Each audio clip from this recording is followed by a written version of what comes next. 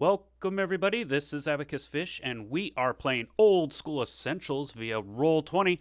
I'm joined by three players. We have Seth, Hello. Rob, Hey, hey. and Joe. Howdy. So, just so the folks who may not necessarily be familiar with hexcrawls in chat, basically the premise of a hexcrawl is that I have no control over what the players do. I do have like some things like setting and background and some details and information and stuff like that. But as far as like railroading the players, unless it's a tavern, like I did last session.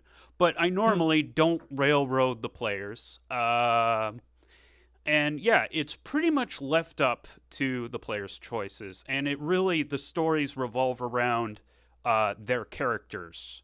And my setting is merely the backdrop for them to interact with. So with that said, let's meet some of these characters. Seth, tell me about Therum Smith.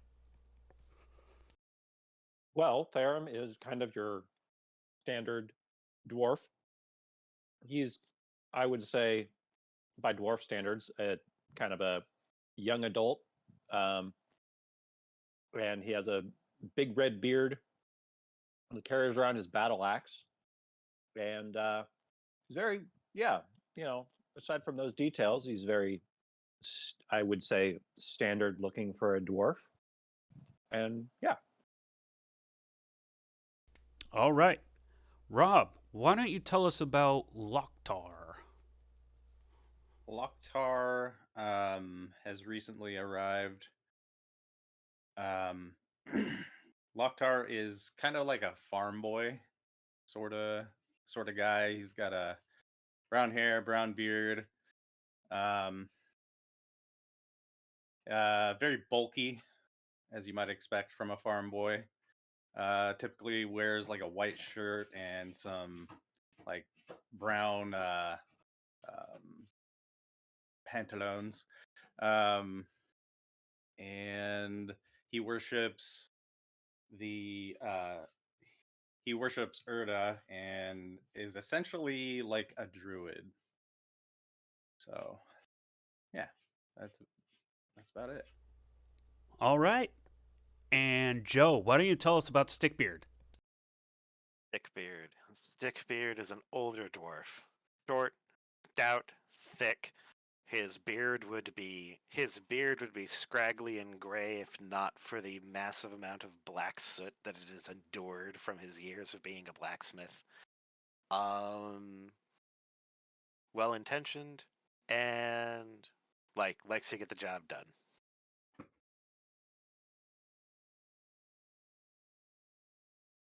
All right. And so, with the characters introduced in the backdrop, as chat may have realized, and obviously the players have as well, you guys aren't at your home base anymore. You are at this new location. So it was on yesterday, you guys were at Quintidi, the 25th of Germinal.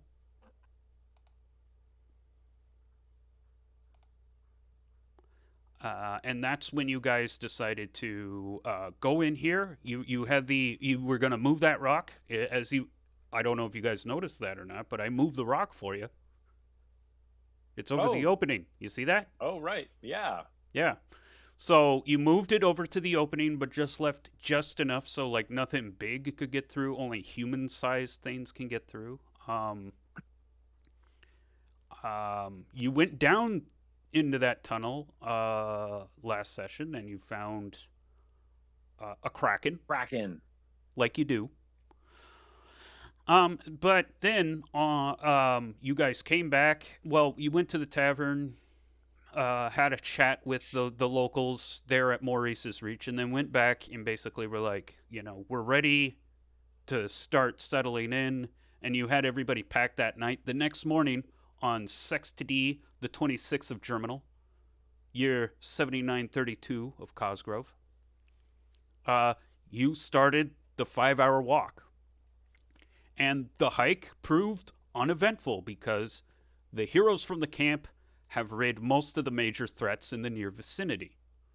Upon arriving, the refugees were greeted with large stone ruins that would provide better shelter than their tents. Vothig helped discard the seagull infested corpse pile, and no, he didn't eat them. This is where Vothig turns to the camera, breaking the fourth wall, and goes, "Lizard men taste terrible." Jonathan Fairlight went to work setting up canopies, tent poles, and rope. By the end of the day, the refugees had already settled in. After charging 172 gold coins from you, I already took it out of your haul. Jonathan Fairlight went to Maurice's Reach and came back with 5 butchered goats ready to cook. A great feast had commenced. It was all still bittersweet, however. The loss of Goldie Smith and also Marin Shieldheart is still comatose. As the party dies down and people start turning in, let's actually catch up with our PCs on this night, the night of the feast. And so I'll start with you, Therum. It's pretty late into the feast. Most people have already gone to bed at this point. What is Therum doing? Therum is moving around and just trying to, it's still new to be here, and Therum is patrolling the perimeter because it's a new encampment. We're not quite settled in yet, so we want to make sure that Therum wants to make sure that everything is staying as it should be. We prior to moving here, we didn't actually we certainly didn't stay the night in the area to make sure, see if there's any intruders at night. So we want to make Theron wants to make sure that everything's okay while people sleep. So I'm imagining Therum's just kind of walking the perimeter, maybe with a mug in hand, just kind of nursing the beer. Yeah. Okay. Just late night walk, just to make sure, trying to find, the taking in the night air and being cautious, but trying to enjoy himself because after all, this is their new home. Okay. So you also see by the campfire, despite it not being as crowded as it once was earlier in the night, Ethan and Nathan Bearwallow, the troublesome halflings. They're twins. They both wear similar blue tunics with brown trousers, and they both have blonde hair and green eyes. However, Ethan lets his hair stay curly, but Nathan combs his hair straight. Anyways, they're by the campfire singing psalms, still really drunk. And that's about all the activity that you can see. When you look out past the perimeter, all you see is darkness. You're careful not to leave, the campfire's light's edge. Is it a new moon or? Oh, I did say it was a full moon. Hold on, I can actually calculate that. Because I did say that it was a full moon. I mentioned in passing on the 14th. Yes. I'm just thinking if it's. Well, now it is the 20. Yeah. It is the 20. It's the night of the 26th and the night of the 14th. So it's actually a waning moon. Mm. So it's about a half moon, or? Yeah, a little more than half. Oh, okay. But it is waning. It's not pitch black, but no, right. There's not a whole lot of light. Yeah. And so Therum's out patrolling, Ethan and Nathan are by the massive campfire. Oh, yeah, by the way, let me just point out this cool campfire area that Jonathan Fairlight set up. Basically, he put a canopy over this kind of three walls stuff, and now you guys have a proper place to kind of sit and keep warm, but also cook food.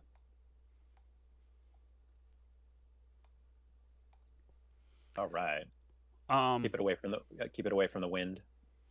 yeah, basically, you have kind of more control over the more shelter for the fire. Yeah. So with that said, we will go to Locktar. Locktar, what are you doing? It's pretty late in the party, as I said. Not many people wandering around. You see Therum just kind of meandering around the edge. You see Ethan and Nathan, singing psalms and uh, being drunk and shoving each other and being siblings. Locktar is kind of um, he's got a pretty good tolerance to the mead, and he's kind of just in a calm state, not drunk or anything.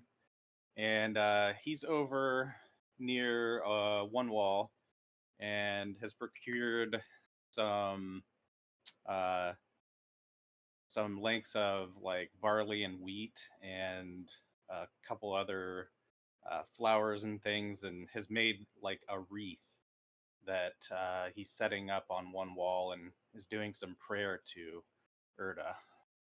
Which Kind wall? of Go ahead and paint it. We're here.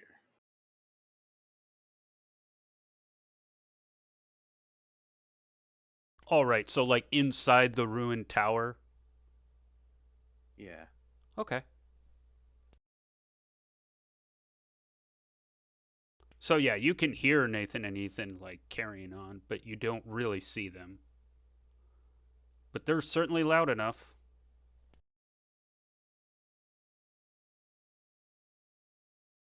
And me kind of being new to the encampment and such, and you people, uh, what are you guys kind of like? Let's say out of character, maybe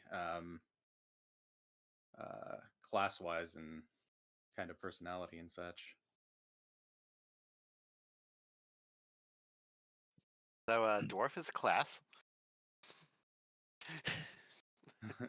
and Yeah. like quite literally, yeah, Oh yeah. quite literally, quite literally, it's basically it's kind of tankish. Yeah. Stickbeard and I are both dwarves. However, tankish wise, my character only has 4 hit points, so he's not much of a tank. I've been able to do most of the or take most of the hits, and and and Therum is the most lithe and like dexterous dwarf I've ever seen.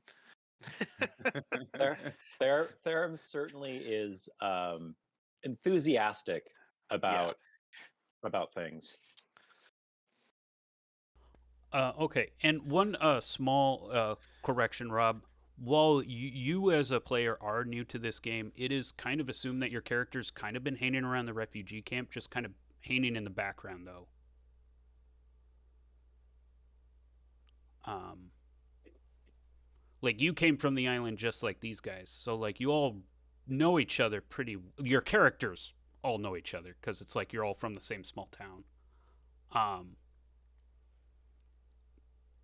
but yeah, it's basically this is Locktar's first adventure.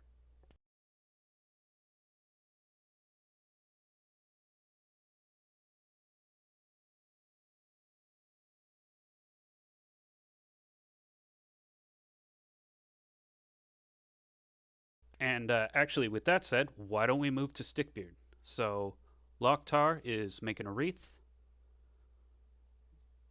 I would be keeping an eye, like an active, steady, like menacing eye on the two drunken idiot halflings, because I do not want them effing up again.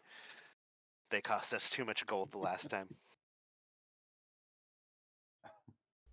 Yeah. So right now they're basically fighting over a game of Quibbly Nibs, which again you don't know the rules, but it sounds like there's a huge rules disagreement. You know, it's like, no, no, if the mug rolls towards the fire, I can kick it to the side.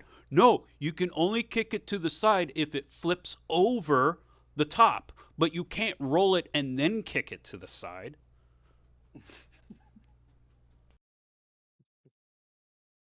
Dumb kids, they're quibbly nibs.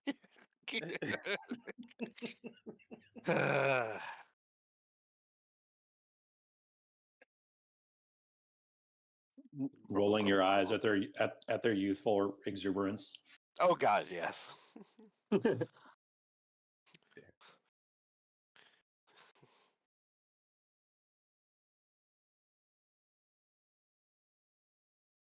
And I guess I'll give this one to you, Stickbeard. While you are watching them, you also notice that, Locktar, who's, for the most part kind of stayed with camp up until this point, is now putting up a wreath.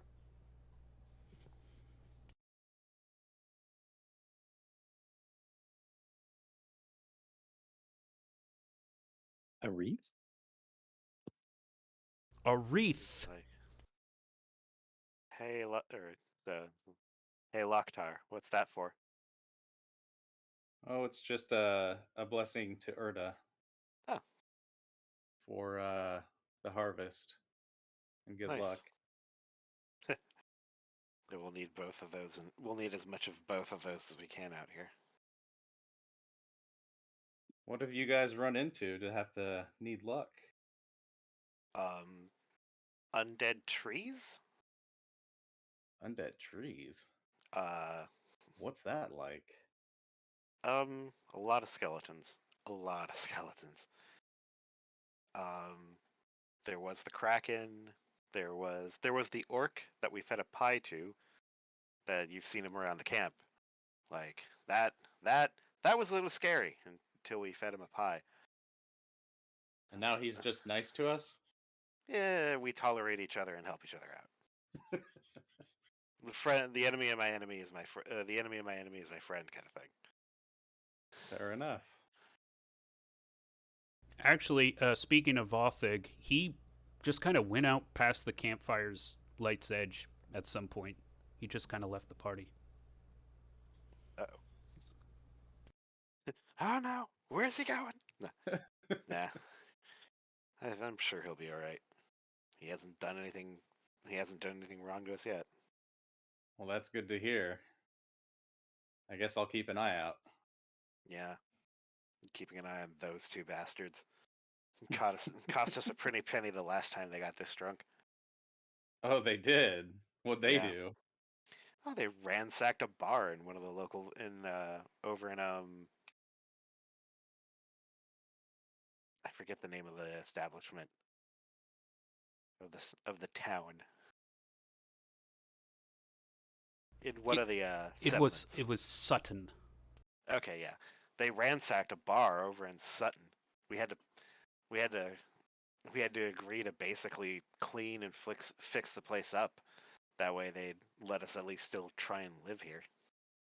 Oh, wait, so they got into like a bar fight? They got into a bar fight and like the bar won, but at an extreme cost.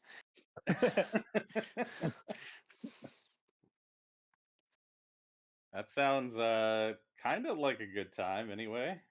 Oh, I'm sure they had fun, and we made sure that they had a lot of fun paying it back.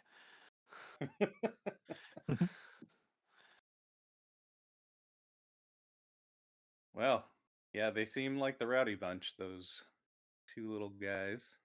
Mm. Indeed. We just need to make sure they don't cause any more trouble. That's all. I At will least when they're sober, they're too shy to do anything. I will say at this point, Therum, you're pretty satisfied that nothing immediate's going to get to the edge, and you're now entering the ruined tower just to get shelter from the wind. I walk up to Locktar and Stickbeard and enjoying the festivities. Yeah, I'd say so. Yeah. How do you like our new dwelling? Looks Feels a pretty lot. cozy to me. Yeah, it it'll be nice to have walls between us and the elements for once. I'm tired of sleeping on a beach with a tent. Yeah. Perhaps in the morning we should venture to another town and see if we can make it a little farther. Yeah, that sounds great. I was just gonna ask what you guys' plans were for the next couple days. Well, there's always the need for more supplies.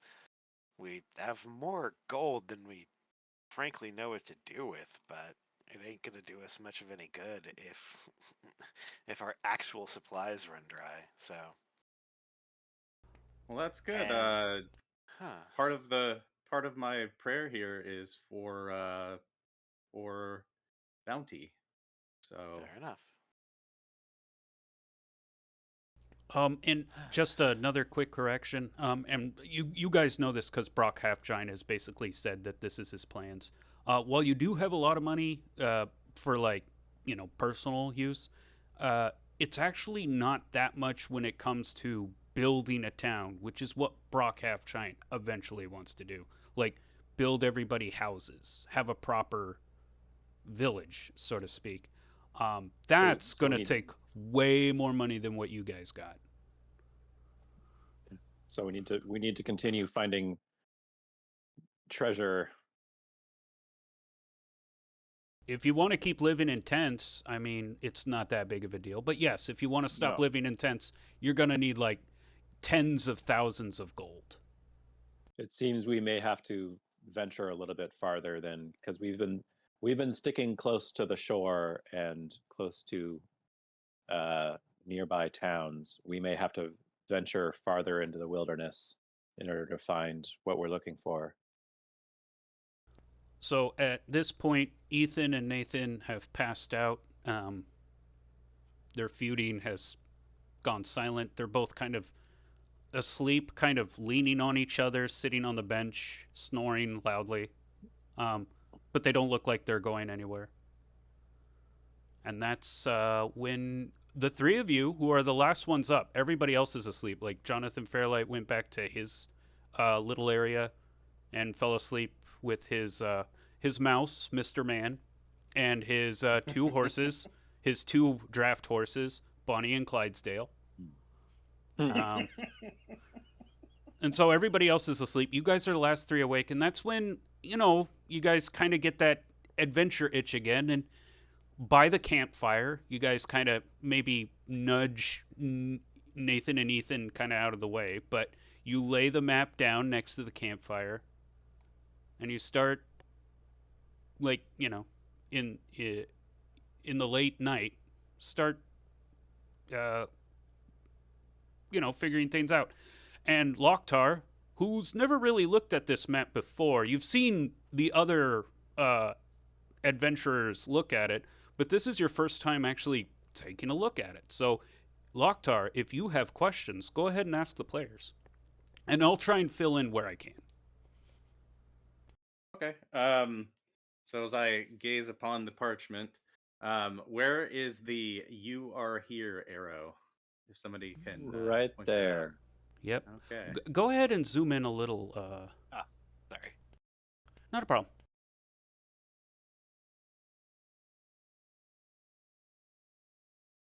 There we go.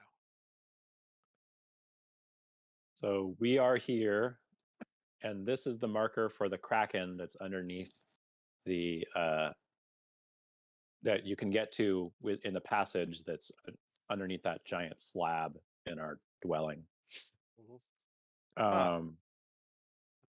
Yeah, the Kraken is only like a few 100 feet below you. Yep. Yeah. So This was our original campsite. Right.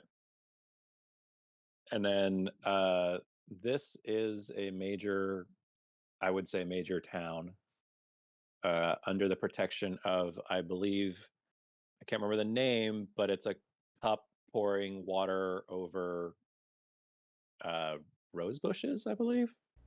That's Vargas, and that's actually further north. Oh, Berry Pont, which is that town that you pointed out, is under Otis River Cobb, the Lord Protectorate. okay.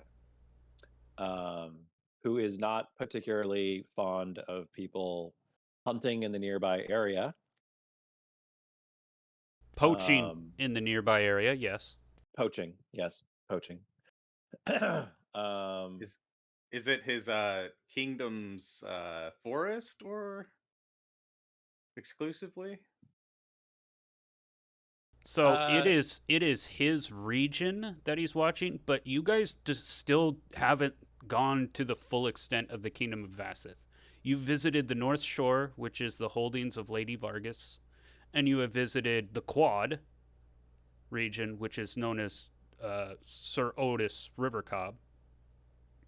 But there are other domains. You guys have just only visited 2 of them. and then, so this is actually the uh, uh, cup pouring water over roses. That's No, the Lady that's Vargas. That's still so. The only holding that Lady Vargas has, as far as towns go, is Maurice's Reach, which is up here. Mm. That's she has the North Shore, Okay, I was turned around. and Otis River Cobb. These 4 towns right here: Berry Pont, Sutton, Akron, and Ackerton, Sutton, and what is it? Ormkirk. That's known as the Quad. Mm. Oh, but you actually, since last session, remember, they were talking about Lord Dugney of Nerton. That's another holding. And I don't know if you recall, the farmers were basically saying, yeah, a blight tree grew there and has taken over. So probably this being the blight tree. How they described it is it grew in the very town center. Oh, So it's in addition to that one, yes. So is this the tree that you were talking about with these skeletons? And why do you say skeletons? Like, I think we've dealt with 2 trees, but one of them was this one, and we actually destroyed the tree Same entirely. tree. I believe. Same tree both Oh, times. it's the same tree. Oh, okay. So we destroyed it up here. what does that? I mean, how do you destroy it? Just like with an axe, or Mm, so it would seem that skeletons and the tree are, well, I think the tree we destroyed with fire, but the skeletons, I believe, they're very susceptible to blunt weapons, it seems. strange. Axes, sharp weapons are not as effective against them. Huh. Strange kind of tree. It sounds like. So they just kind of splintered. Sounds like. Yes. And we've explored a lot of these ruins. Obviously, we're in kind of a ruins now, but we've explored all of these ruins. And yeah. So, I just there is a large sea creature beneath our feet right now. Should I be Sort of. concerned? No, not unless you go down there. Yeah, and it is a significant like journey down there. Like if I Okay. remember right, it's like 1 cavern to like an underground, not a crypt, but like Yeah, you have to. Catacombs? yeah, I think Yeah, so. you have to travel. You have to Okay. wander through the cave in order to get to the chamber where the Kraken is. So you're in no danger from it where we Oh, are currently. good, good, good. It sounds scary. It is.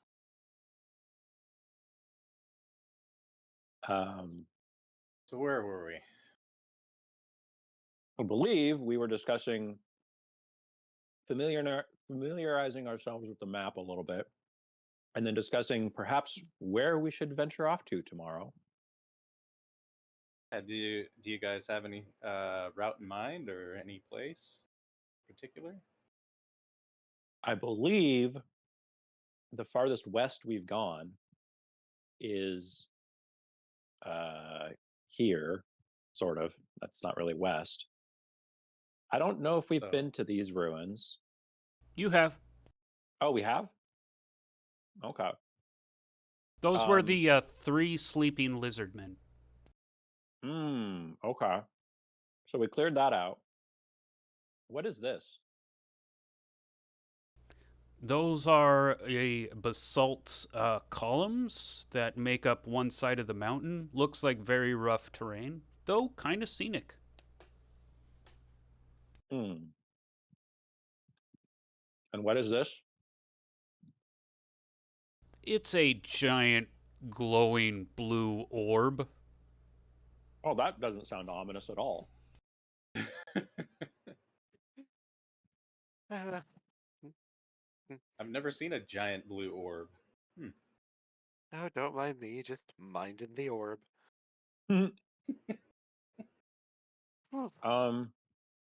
Well, do we want to go check out perhaps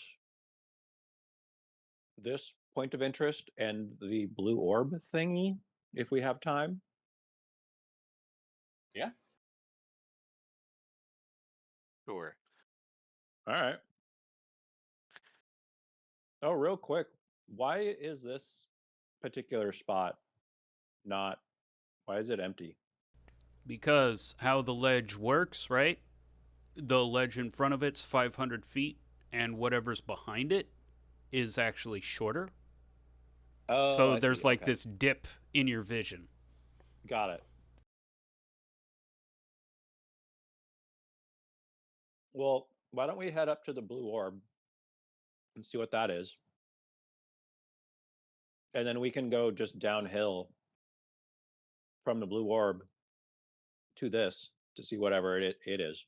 It's all downhill from orb. It's all downhill from orb. At least we'll be running away from the orb and not,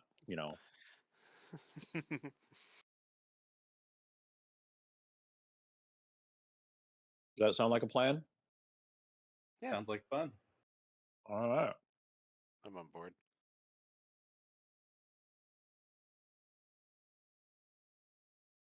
Okay, go ahead and plan your route. Remember that every elevation change adds 5 minutes, and you move at your slowest pace, so also consider encumbrance. Also, on that morning as you guys are about to leave, Jonathan, wakes up. Oh, you guys go on an adventure? Do you need to buy anything? Why, yes, Jonathan. Perhaps we do. Do I still have stuff? No, I still yes.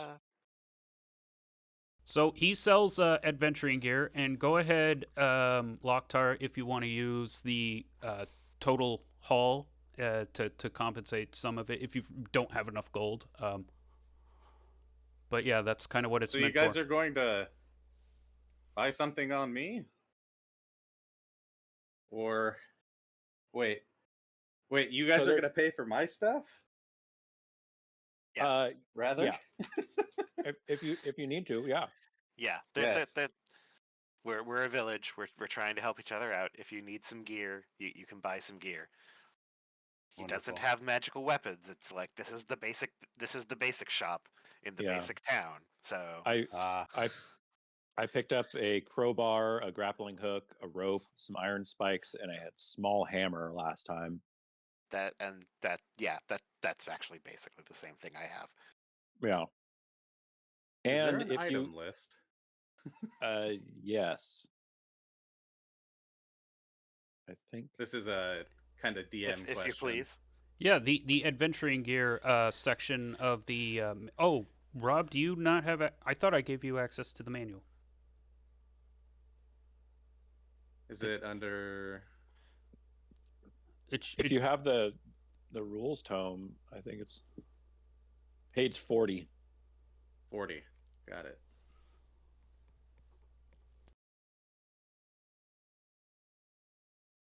Right on. So it looks like, yeah, I spent my 100 GP to start. I'm not sure how many arrows I got for the remaining, what was it, 10 gold I had, but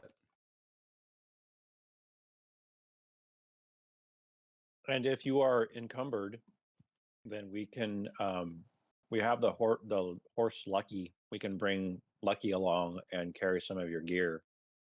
nice. That way we're not slowed down. Right. Okay, so yeah, go ahead, make your purchases, and calculate your encumbrance, and you'll be ready to start.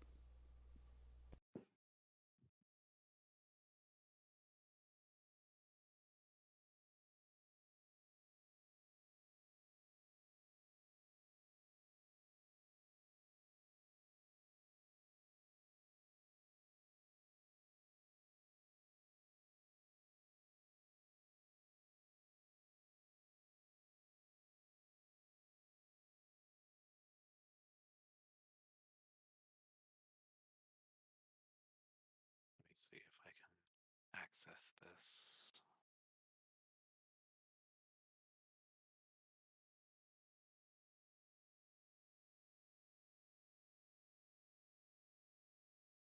So what do you guys have on you as far as gear that we might need that I could carry otherwise?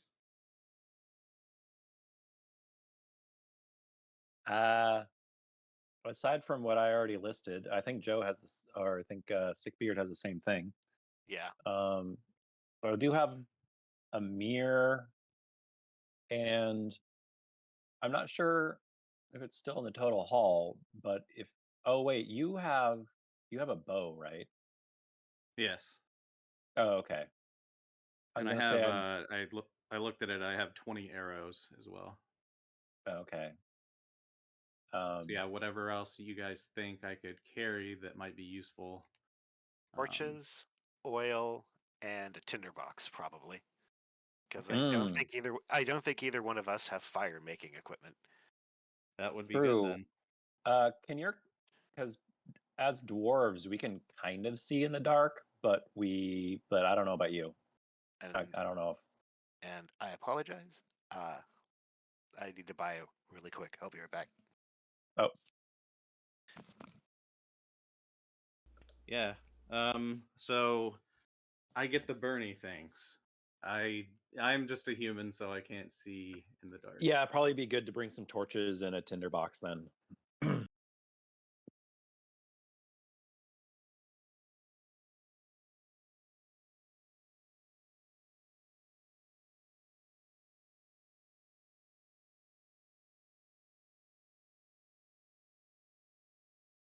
And how many?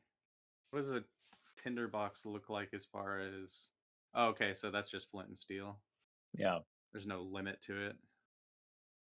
Oh, I think so. All right. And how do rations work? Like, should I need a water skin? He doesn't sell rations. That's Oh, he does one not. thing on the adventuring gear he does not sell. We're Gotcha. not going to be gone for more than a day anyway. Gotcha.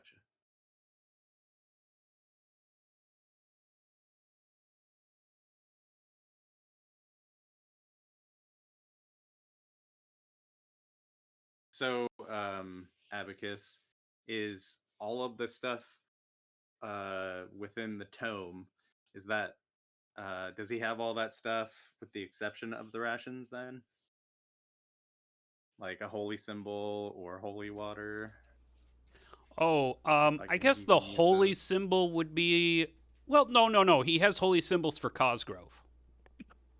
Oh, okay. It's like you go to a department store and there's like a section that's got a bunch of crosses on necklaces, that kind of thing. Right.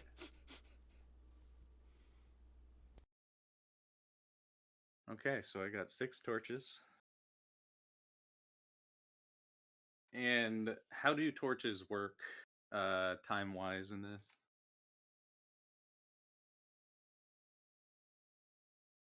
So what I'll say is this, right?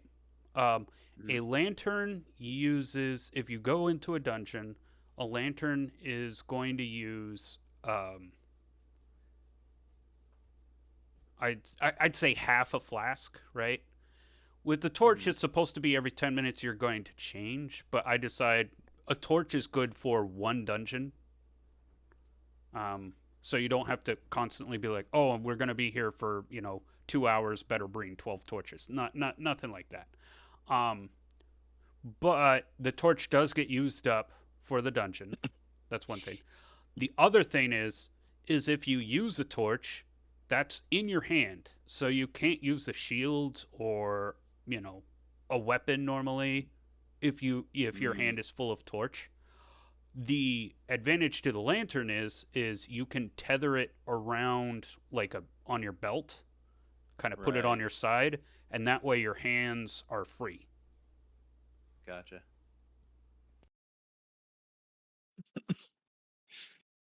I guess you could get, instead of the torch and tinderbox, you could just get a lantern and oil. Up to you. Yeah, the Especially since you use a bow and arrow as your yeah, weapon, that might be a better idea. right. I mean, Hmm. I'm not sure how much I can carry, to be completely honest, but I was gonna say maybe both. Torch might be useful, but yeah, I mean, if I were to Or just choose one or the other, it would just it would definitely be a lantern. might be good to have a tinderbox anyway, just in case there's something flammable that we. Right.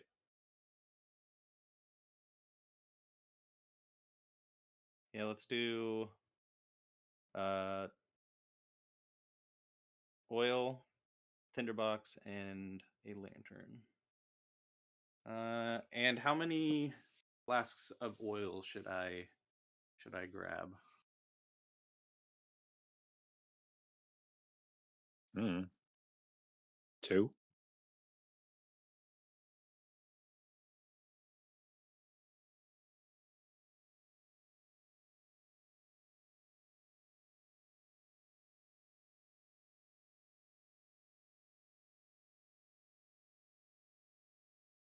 We'll get 3 for good measure.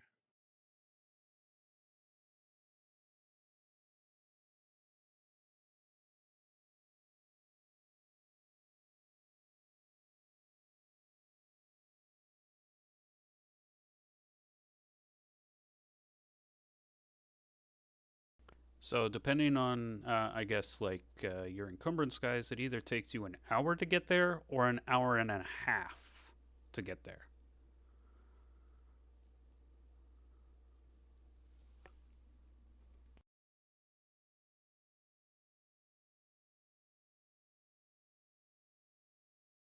Sorry, back.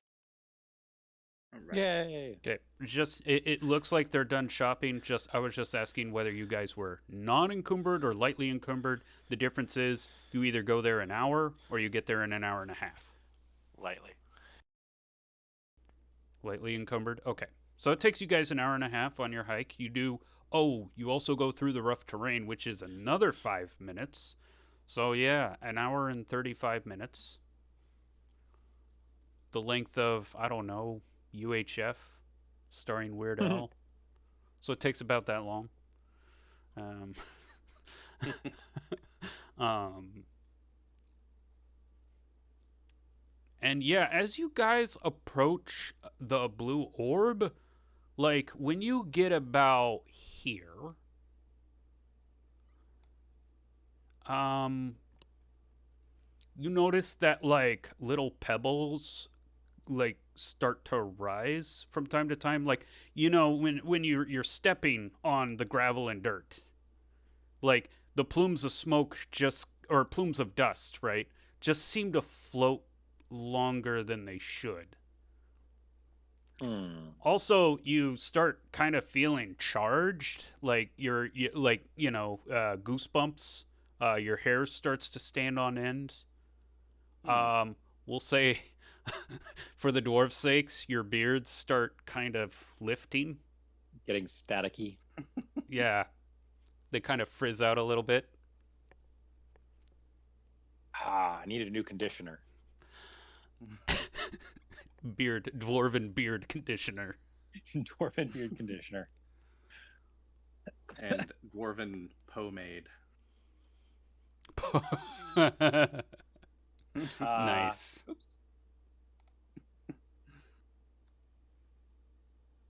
Dapper Dan's. Dapper Dan man. Dapper dwarf. Dapper dwarf man. Alright. Once we get to this particular area, do we get like kind of a view of whatever's in there? Ooh. There it is. Fog of war has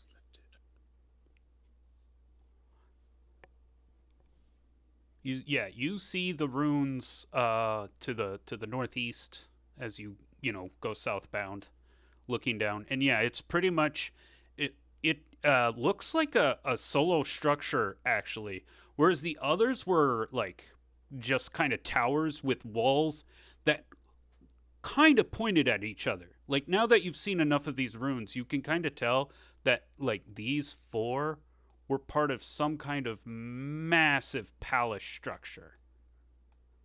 And this was some kind of, border keep that kind of, extended. Oh, wait, you actually haven't been to this one. That's the one you haven't been to. But like, Yeah.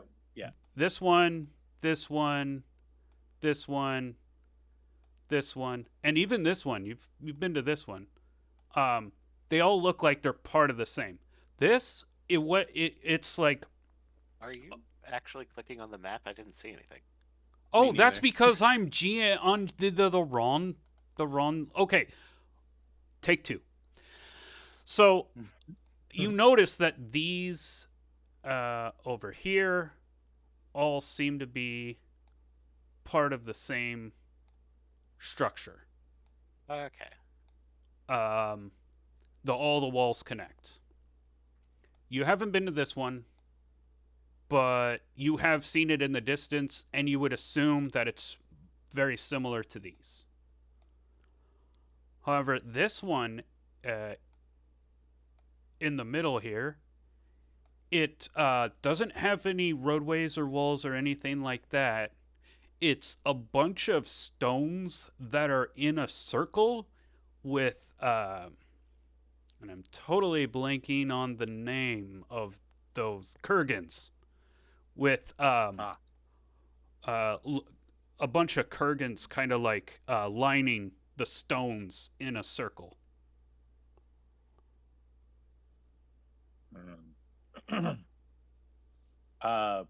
While we do have a view of this, do we notice any kind of like, I don't know, movement or smoke off in the distance? Like, is there signs of activity?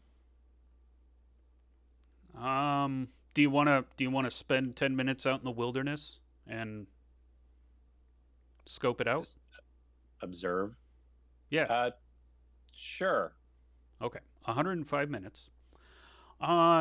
You're looking down there. It doesn't it just seems like ruins. At some point, like some crows fly in, peck around for a little bit before flying off. You think you might have seen a small critter of some kind of like burrowing out in the distance. But you don't, there aren't lizard men just walking around. Oh, okay. All right. Onward to the blue orb. To the blue orb. Okay, to the blue orb.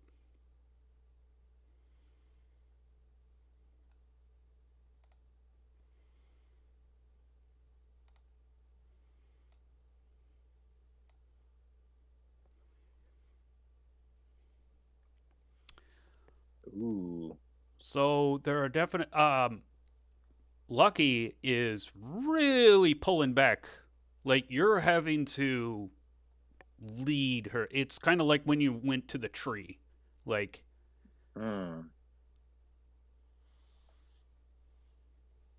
And as you guys walk up, you notice that this is like a giant crater. You can see the blue light glowing from the top, but you can't quite see the orb. You'll have to kind of climb up the crater to get up there.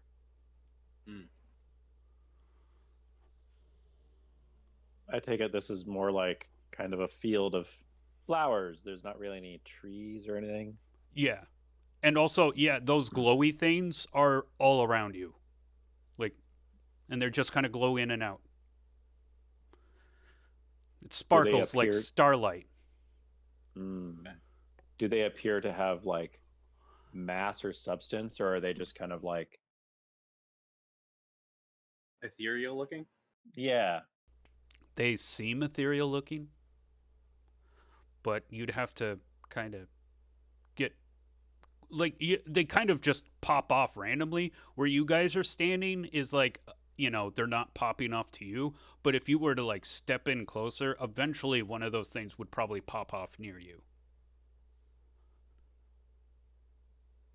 Little wispy thingies. Yeah, almost like fireworks, but they don't make sound.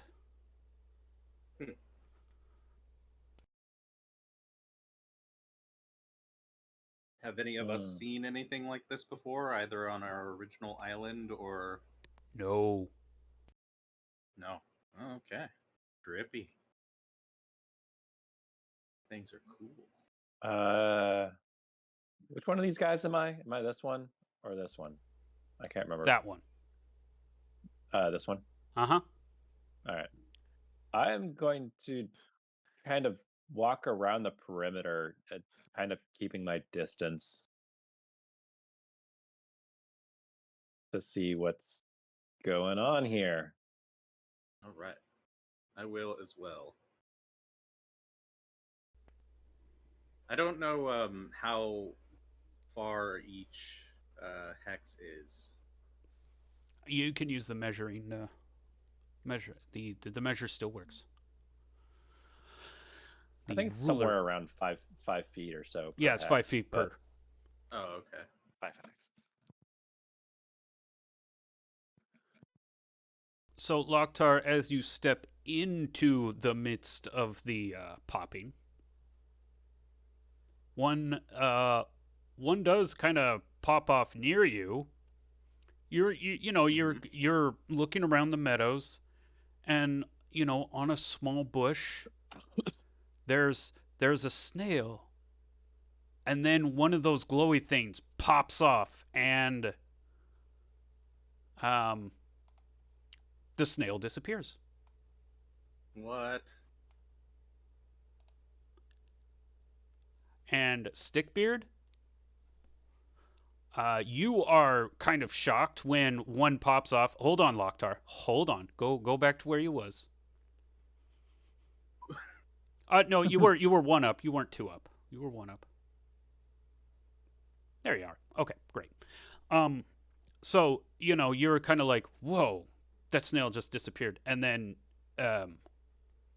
Stickbeard, you see like something pop off, and there's a giant snail, and it's twitching, and it's making like these weird, disgusting like noises, and like all sorts of mucus is dripping from its eye stalks and its mouth, and it's looking right at you, Loktar.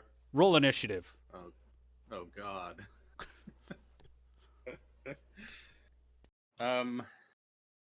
May I just roll on an honor method an actual d6? Sure. But how we do initiative is it goes 1 per, so basically the 3 of you get to choose.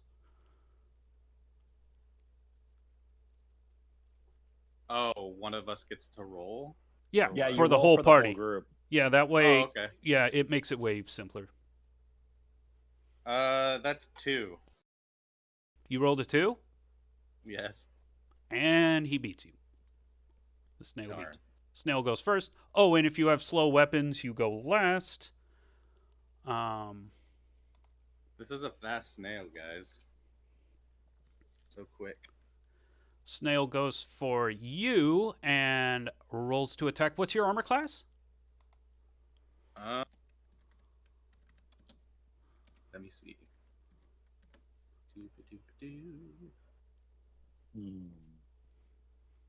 My AC, if I can find it, is 11. Okay. He misses. Sweet.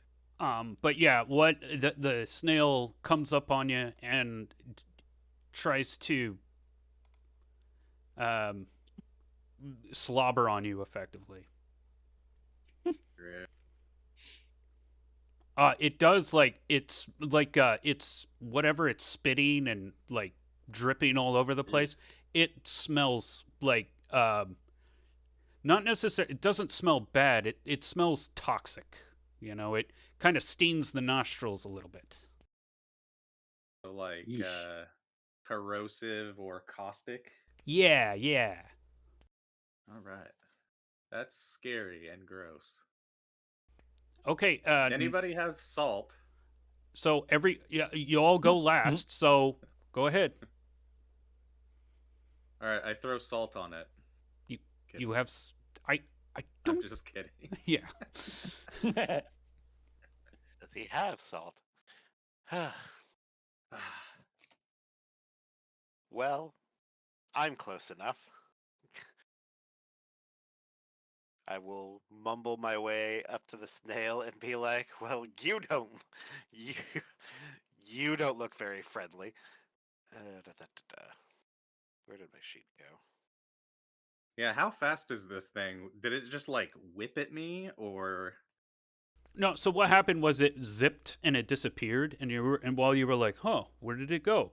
Like Stickbeard saw it like something else explode, and this came out on the other side, teleporting behind you.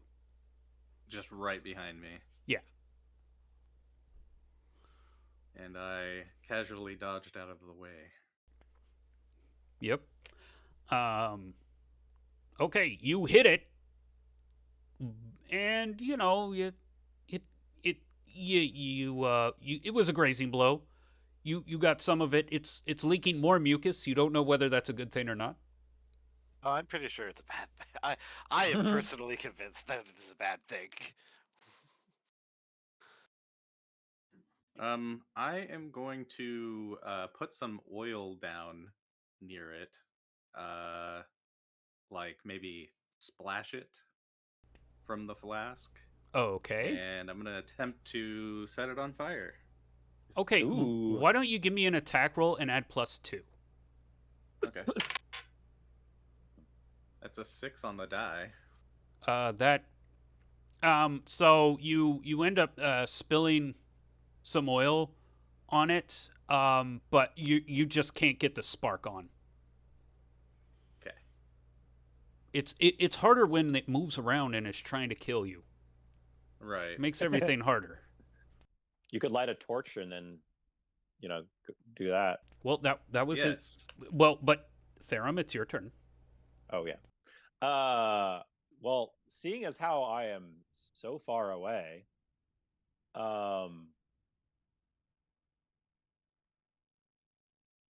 I guess I will attack with my sling.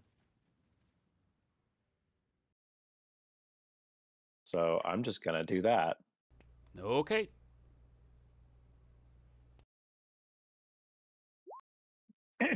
And sling goes wide. Okay, who's next on initiative? You want me to go, think it comes- Stickbeard? Yes. All right. And Snail goes first. Snail actually turns towards you, Stickbeard, after you hit it, and tries to hit you. What is your armor class? 14. That's a hit.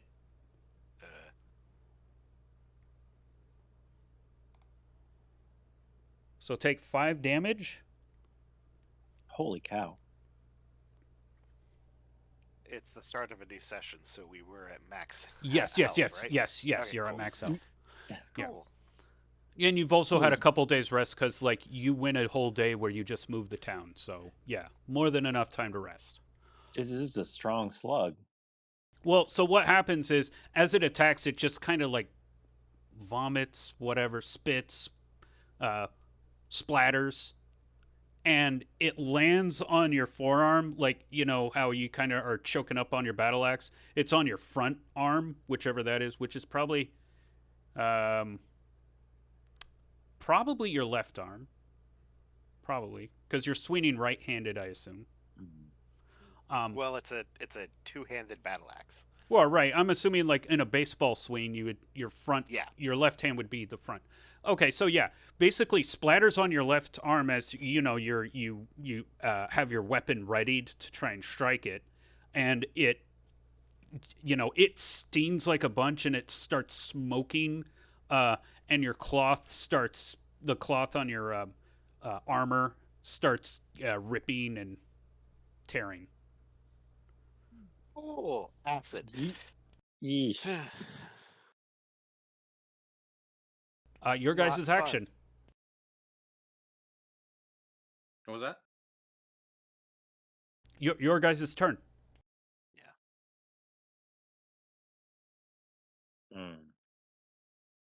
All right. Well, I'm going to continue to try and burn this thing. I will use a torch, taking me down to one more flask.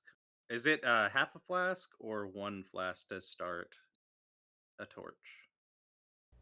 Half a flask. Half. Okay. So I'm down to 1.5 oil flasks.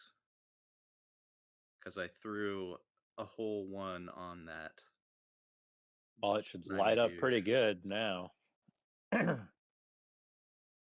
Okay, so yeah, give yourself. I'd say give yourself +4 on attack this round. Okay. That's 8 total. 8 total. Yeah. Okay. I got a 4 on the die, and you said +4, yeah? Yep. Okay. What are you rolling? An actual D6. Oh wait, you should be rolling a D20. Oh, D20? Oh. Oh, for attack, Wow. yeah. D6 for initiative, D20 for attack. Gotcha. All right. Okay, Well, that that would make a difference. yeah. Yeah. Whoosh. That's a 14 total. Oh, okay, yeah. It lights up. The thing lights up. Nice. Gonna set a snail on fire. You fucker. I hope you like your escargot well done. As it gets lit up and stuff, flames start flickering around next to the exploding kind of like fireworks and stuff. There's a flame touches one of the explosions, and about 30 feet above you guys, like up in the sky, a giant fireball erupts. Oh, God.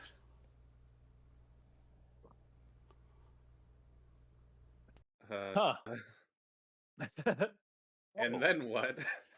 Are Should we we no run? longer in combat? Yeah, yeah. No, you guys aren't in combat. Go ahead and roll a wisdom check. Okay. Or intelligence. I guess you could make an argument for that. That's a D20 roll. You're trying to roll below your... Actually, yeah, you can just click on your character sheet, Rob. Okay. Well, that's an 18 on the die. What's your wisdom? My wisdom is... Where is it? 14/1, whatever that means. Oh, well, that that's must a be fail. one modifier. So that's a fail. But you looks have to roll under the number? yeah. Looks Looks like Stickbeard got it though. Yeah, Stickbeard, you realize that like whatever this is chaotic, and it seems to like alter whatever reality. If one of you gets caught in these explosions, who knows what'll happen to you? Whoa. Because the small snail went in and came out a mutated snail, and then a little bit of fire went in, and then a fireball came out.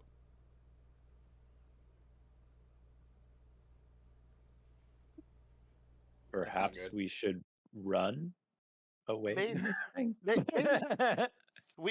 we should get away from it, but I think we can still attempt to observe it. Yeah. Oh goody, a chaos orb. So do we get the impression as we walk closer to this crater area that the risk increases? Yeah, kind of like on the map. It's like most of those explosions are like the closer to the center, to where the crater Yes. and the blue light is. Okay. But on the perimeter, you notice there aren't that many. There are no explosions. Well, we should regroup further along the perimeter on the outskirts then. I'd say I'm going over here. If nothing happens in between. Like, if we walk the perimeter and there's nothing else of interest, I say we move on, because there's no I way we agree. can get close to this thing and Yeah. without knowing a lot more about what we're dealing with Mm-hmm. and how to Agreed. deal with it. Is there anything that I can scavenge off of the corpse of the snail? Like, I don't know, a piece of the shell maybe? Yeah, sure. I'll give you that. A piece of its shell. Yeah. Cool. Shell shield. All right. Well, I'm going to continue walking around the perimeter to see if there's anything. But there doesn't appear to be anything.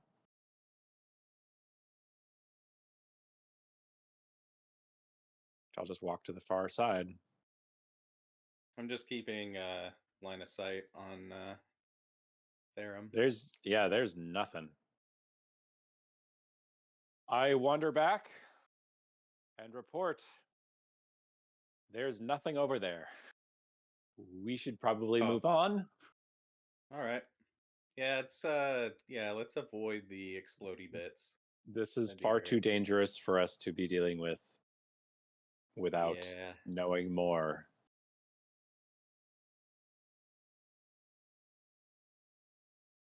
So how does it work? Did Stickbeard get burned by that caustic melty liquid, or did it just go through some armor?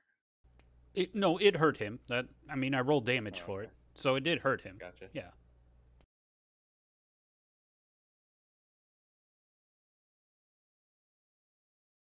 So his skin is like boiling or like severely burnt or something? Yeah. It's like red, a bit discolored, and yeah, it's like a burn wound. Okay. Looks like we need to get you patched up, Stickbeard. That looks pretty gnarly. It'd be appreciated. All right. Well, back to the world map.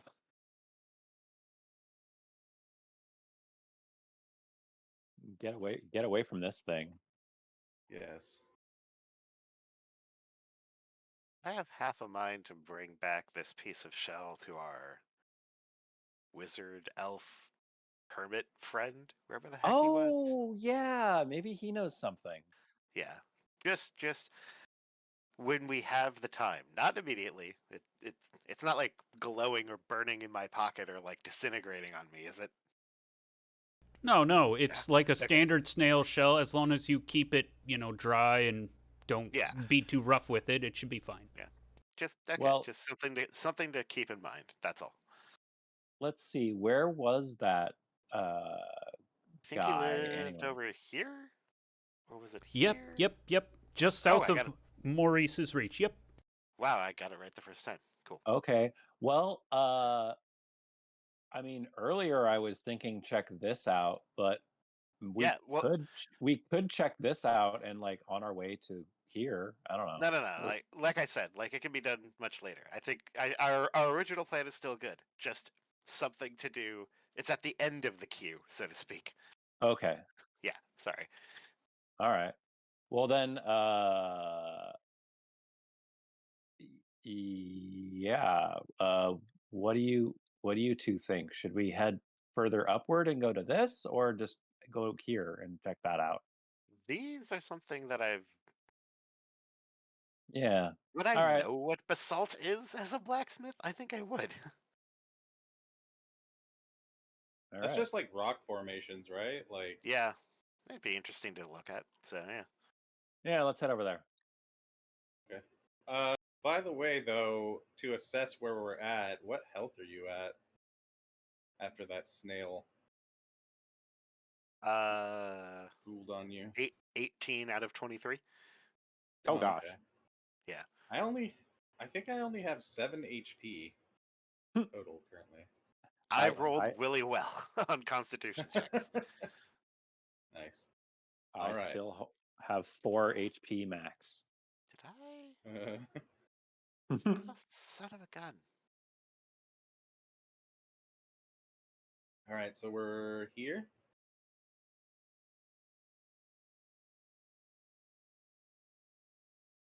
Yeah.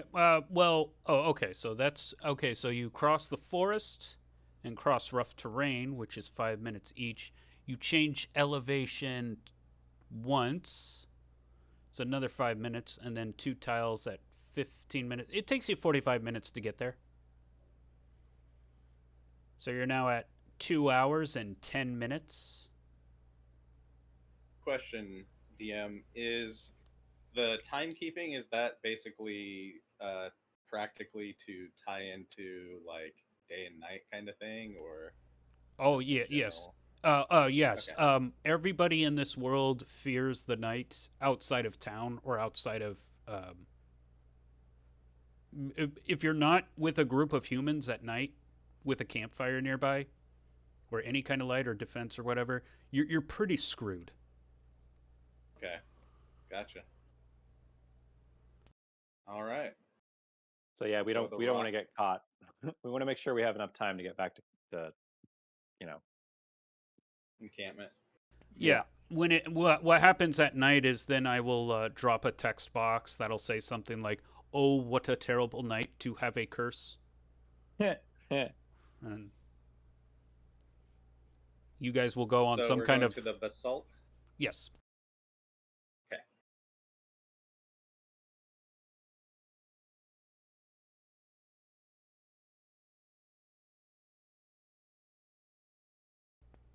So I guess like as you guys get to the cliffside, you're kind of like actually now walking from it downhill. What is it you're actually doing? Because all it really is, and all you really saw up until this point, is just a bunch of basalt columns. So there's nothing really. I mean, Nothing obviously here, but you know it's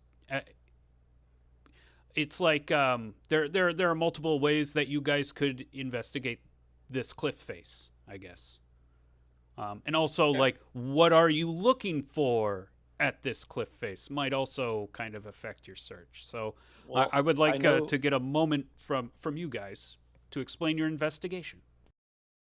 I know that we've had particular troubles with goblins and lizard men. More so, Theron remembers back when we were camping on the beach that goblins would be watching us from the darkness, and is curious if there are more, maybe caves or cracks that they would be using to, kind of hide in.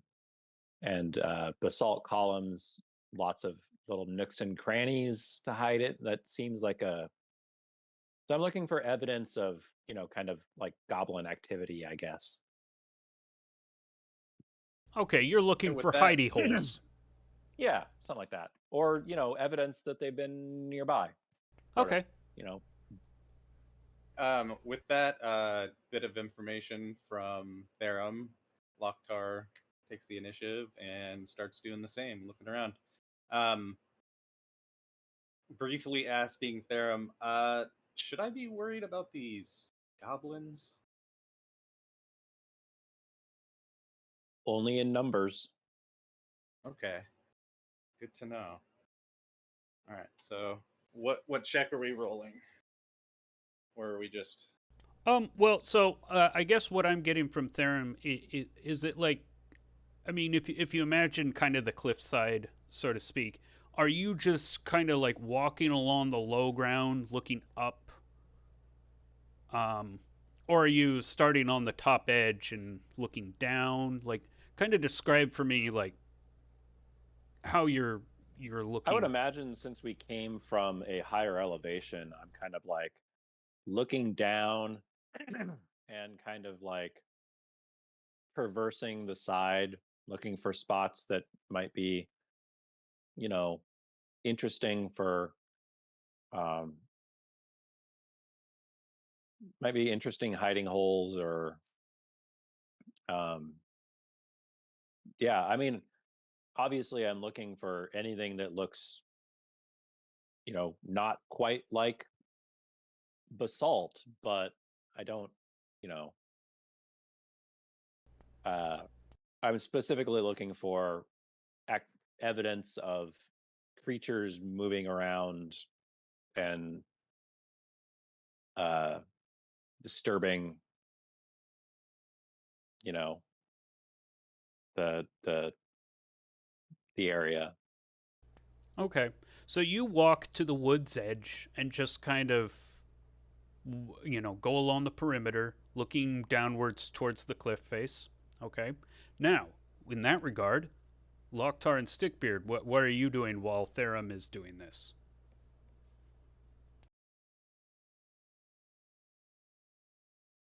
I would honestly be trying to see, like, if there's a way down along these basalt columns, because I'd be curious to see, like, if there's anything worth gathering here, or if it's just a whole crap load of, I don't know, loose rock, or like grainy rock. I don't remember basalt being too much of a building material or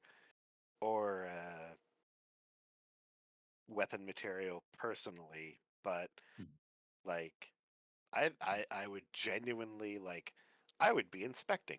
Is there an iron vein? Is there anything of mineral or interest in the area? Should we set up a mine here? Okay, I get you. Uh, Sorry. yeah. So, you're looking more at the structural integrity of it. Yep, in a way. Okay. Um, with that, I think Rob's gonna is taking a break right now. Um,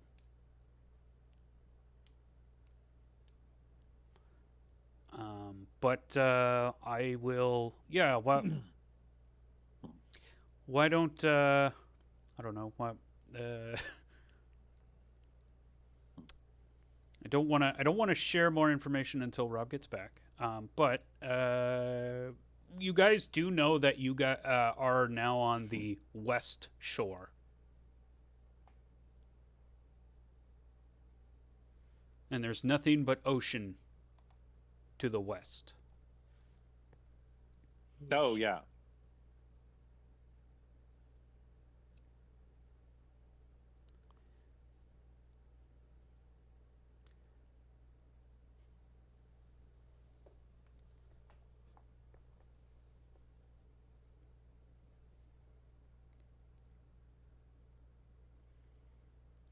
And also, just to clarify what this is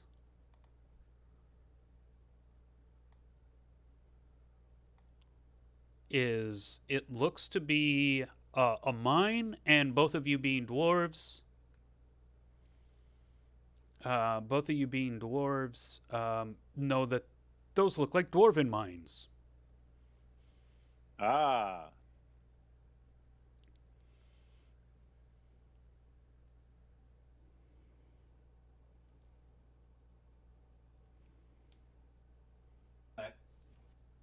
Well, if there's nothing in particular at these things, Oh, maybe well, we should head over to Dwarven Mine.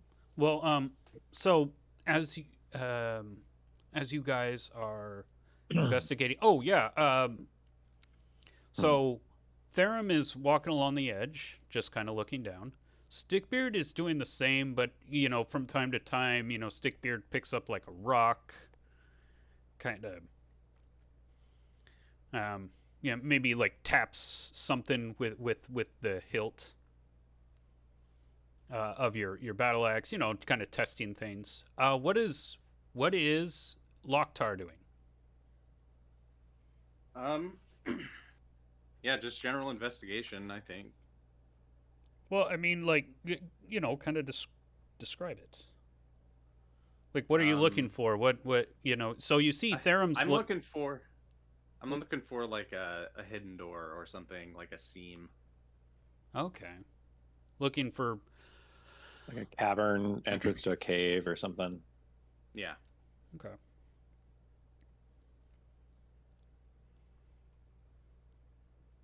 Speak, friend, and enter.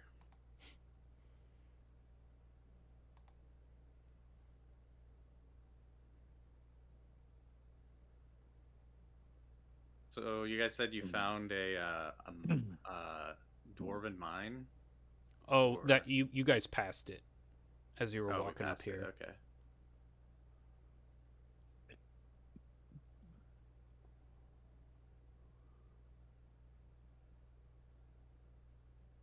Although it would seem, or it might seem that this basalt feature, if it is uninteresting, I don't know. I'm loading some stuff up. Hold on. This is where you guys do the I don't know, Red Dead Redemption riding horse dialogue. I actually haven't played that game. Oh. Well, whenever you're Sounds moving, fun. yeah, whenever you're moving from one place to another, they always have this dialogue. It's actually a nice feature because you don't have to like ride, kind of like in GTA when it's a real long drive. What they do in Red Dead Redemption is you can just do autopilot, and it plays like a nice. little cinematic. Nice. Yeah. Is it almost like a little cinematic for like a fast travel kind of deal? Yeah, a little bit. Yeah, actually, in my opinion, it's better than fast travel because I don't know, fast travel is just pointing and clicking. I do prefer the kind of, I don't know, the character dialogue. Yeah, it's a neat feature, and it's a way of handling fast travel that's not just pointing and clicking. Yeah, I did recently finish the what's it called, the Final Fantasy VII intergrade thing with Yuffie. So Nice. I'm really looking forward to the second installment coming out in February.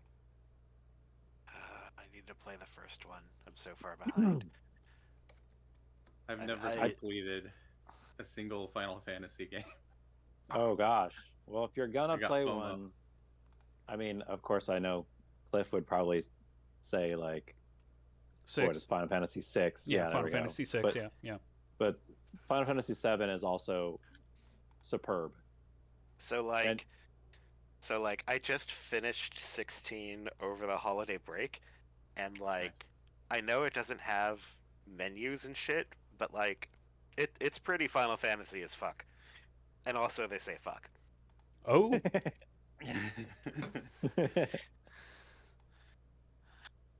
So I had a lot of fun with that one. Cool.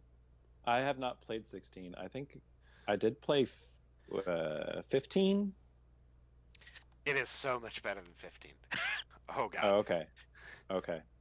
Like yes, it is now a character action game. Like it's like a Final Fantasy flavored Devil May Cry, but but it's very Final Fantasy flavored. Nice. I must like, is the Have you played any of the FF7 remake? Or No, no. oh, okay. I know what it's about. I know how the menu system works, and it's actually a bit more action focused. Like Right. I know that in the 7 remake you can kind of go back and forth between like doing moves instantaneously and running around, but then you can like Yeah. slow the game down and do menu commands and shit. Right. Yeah. The combat system is a lot more yeah, I guess my only comparison would be 15. Like Yeah. it is like that. Yeah. So, But I think that I saw it and it looked a bit better than 15's. 16's is very much like, nah, you're making a combo. oh, okay. There is no slowing down. There's there's counters and there's counter stances and parries and dodging and quick dodges and like counter attacks and whatnot. And then Okay. in the middle of it, you can cast Diamond Dust because you're fucking awesome like that. Because Awesome. it's still Final Fantasy. Good. Yeah, I like the Final Fantasy flavor, like Mhm. for sure. Okay, so while you guys are going through, it's actually Locktar looking for openings and stuff. Locktar, on Atoll Grove, it was a small island, but you still, being nature minded, still always kind of learned how to read the lays of the land and like where natural openings would occur, um, especially on coastal caves and stuff like that. And as you kind of move down one side of the basalt, you find an an entrance. Well, look at that. Bravo. And I holler to them to come over to where I am. Hey guys, look what I found. Oh my god, what'd you find? I think it's a door. Oh, damn. Ooh. So what you see is, so you know how the basalt columns are. They're like basically little square pegs just stacked I on am a, top of each other. I am imagining what is it, Ireland or whatever, that formation in Ireland. Oh, the Giant's That's Causeway? yeah, the Giant's Causeway. That's kind of what I have it pictured in my head. Is that appropriate or Yeah, though it's not as like thick as that. It's more like, it's kind of like a line of three or four of them. I believe the Giant's okay? Causeway is a big old like Yeah, there's circle of it. yeah. Cliff, can you say the word thick again? Thick. I'm sorry. I'm an immature freak, but okay. All right. No. It works. Um But so they have those around waterfalls sometimes too, right? Like Silver Falls. does Silver Falls have basalt? I mean, they might. Um I just know that Giant's Causeway is like probably the biggest formation. I could be wrong. There could be a bigger formation, but it's one of the most famous big formations of them. But no, this is just like a cliffside lined with basalt columns, and so one of the basalt columns kind of makes this small little stairway, and it leads to an opening, a gap between two more square pegs. And it goes kind of into the soft earth a little bit, and it's carves a little cave. Um, you kind of have to hop in there, so to speak. It's not like you can walk right in. You kind of have to vault yourself over a lip and then slide down a bit, but then Nice. you can be in there. But yeah, you're at this entrance of this cave.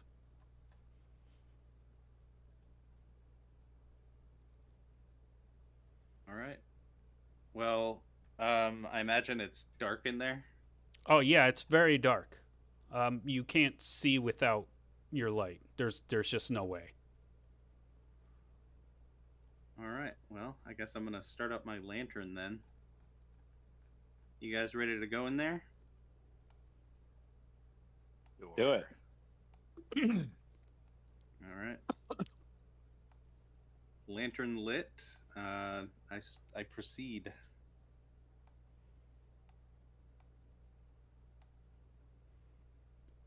So you're going first?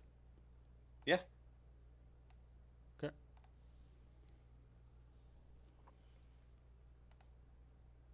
Oh, and what do you do with the horse? Is there? Right, we do have Lucky with us. Is it? Does Lucky Is the cave big enough for Lucky? No, Lucky couldn't slip through. Like it's big enough, but it's not the right shape. Like it would be really awkward to try and get Lucky in there. Gotcha. And then getting out might be more difficult. Is there a convenient place to tie Lucky up outside? No, there's I mean there's some vegetation, but on the cliffside all there really is like moss and ivy and stuff. Nothing strong enough to stop Lucky. Does Lucky need to be tied up, or is it kind of a loyal horse? Lucky does scare pretty easily and has tried to run away before. Can I use a Bite? what's it called? Yeah, can I use a one of my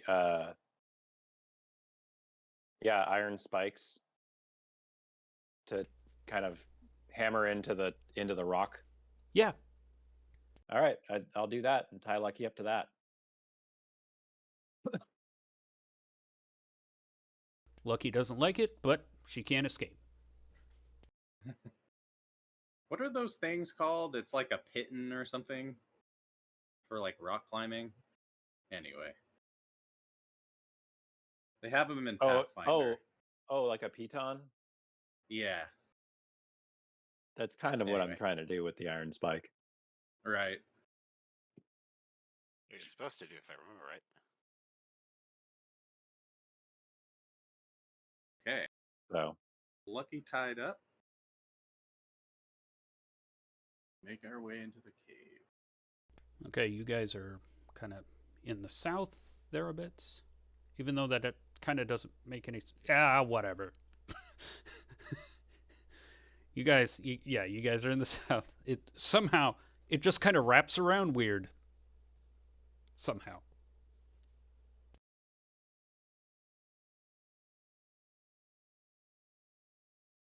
Lockdar's going to be like, all right, guys, stay close. And then realizes, oh, wait, you guys are dwarves. Okay. So yeah, you do see a campfire as you walk by. You do see a campfire that's just right across this little trench of water. Hello? And are you saying that? There's a campfire. Why not? There is no response.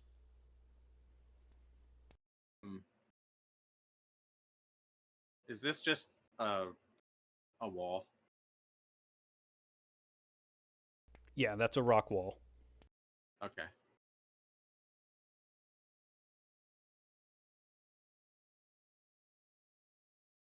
You know what? On second thought, I think I'll let you go first, Stickbeard. You might have better vision down here than I do. Fair enough. Oh, hey, guys, real quick. I just saw a flicker. If the power goes out, that's why I'm not responding. That's really weird because I just saw a flicker in my light too. Oh no. It's not a flicker, it's a ghost. Get out of there. Get out of there. Are you both in Portland? No. Oh. No, but it's just that is eerie, right? That is eerie, yes. Thankfully, It's no. My light's been on the whole time. It's the Juan de Fuca. You know, the fault line. Anyway. Oh God. Oh yeah. We're all dead. All right, here we go. So you said So, this is everybody, water? yeah, that's water. Everybody pause. Okay. Therum, you hear something on the other side of the campfire. It sounded like metal scraping.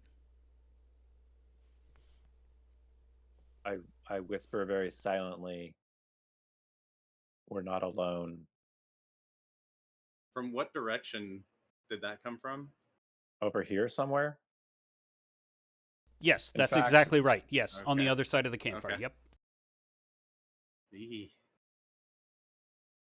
Okay. I'm going to continue wandering up here, and I'm going to ready my sling since we're on the other side. How deep is the water? Do we know?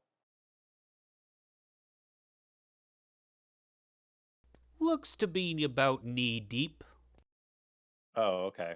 Well then I ready. No, I have my sling.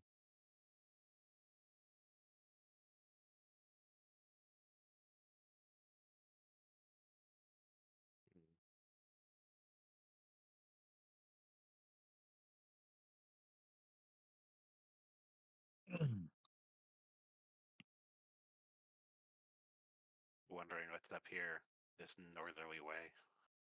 Oh, hello. Oh, So, hi. what's going to happen now?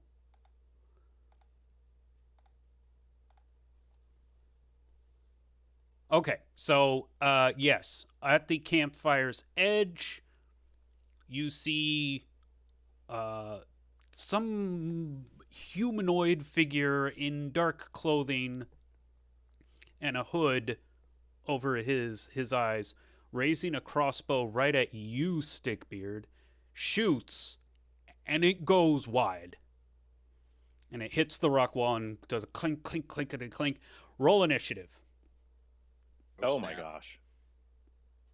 I think I rolled last time, so I think Stickbeard, you're up.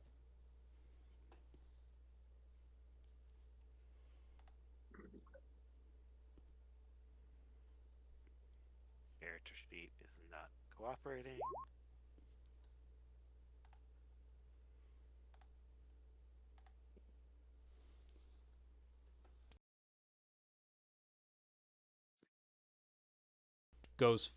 They go first.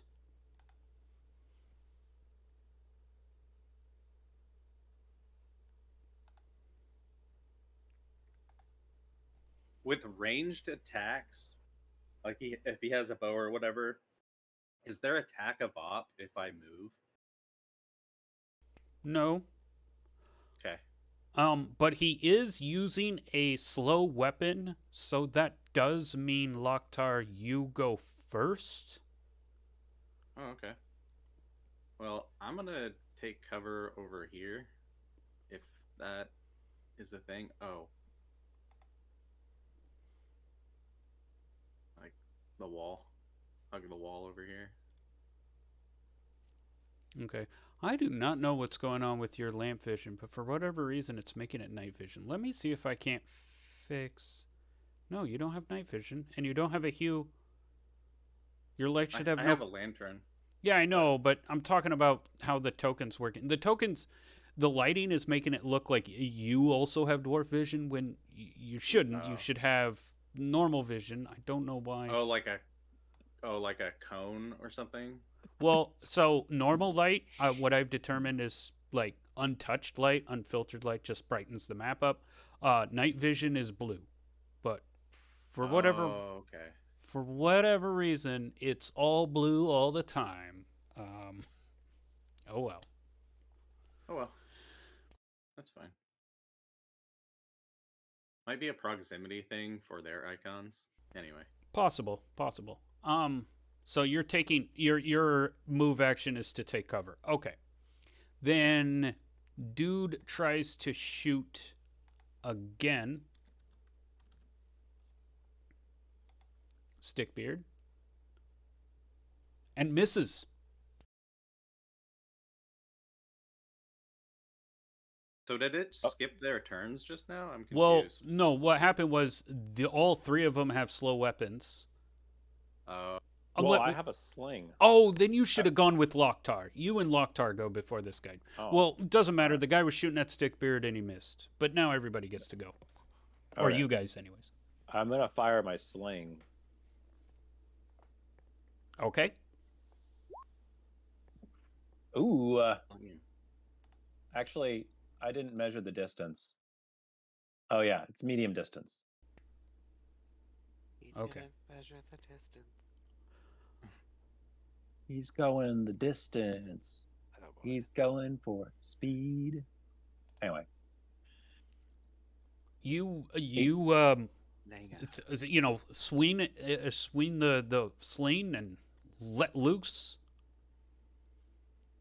and you hear a crunch noise as it shoots. You were thinking it hit him somewhere in the upper torso, but then you start hearing choking noises oh gosh. as he falls into the fire. Oh god, did it go down his throat? or hit him in the throat? Probably, yeah. You're thinking it hit him in the throat. Anyways, more guys come in and also equipped with crossbows, ready to party.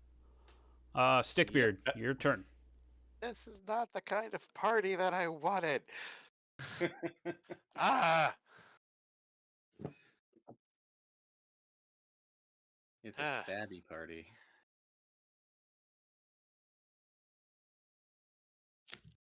There's Um, nothing over here. There is nothing over nowhere, is there? Oh, okay. Don't know what's Hey, over now there, hold on. You but- can't just like move your guy in combat. Well, like, what did Stickbeard do? Like Hold up, teleport? hold up. And I mean, why not? Isn't that what I did? no, you actually moved and stayed in one place. Do I have a sling? Oh my god, I do have a sling on me. Fine. unless you want to Yeah. rush up there. No, like I've ducked behind cover behind Locktar, and I'm putting away like sheathing my axe and pulling out my sling. That way, I might be able to do a damage or something next round. Oh, yeah. Can I retcon that I've equipped or I'm equipping my bow and arrow after my movement, or is that? Yeah, too yeah, much? that's fine. That's fine. Okay. All right, I've ready my bow. Excuse me.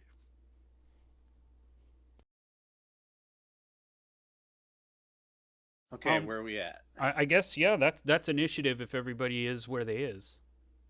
Mm-hmm. I is where I am. Okay. And who are any of you equipped with a slow weapon?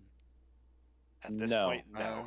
Okay, then normal initiative. Everybody rolled initiative, so now it's like open house. Whoever wants to roll initiative first.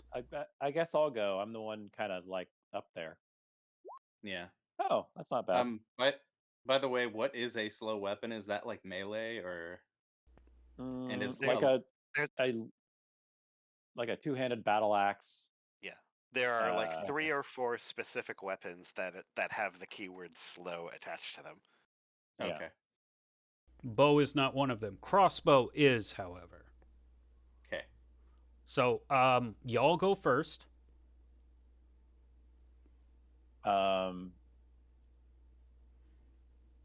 Ooh, is 40 feet the upper extent of short range? I believe it is. All right, well then I don't need to move, and I'm going to let's see here. Actually,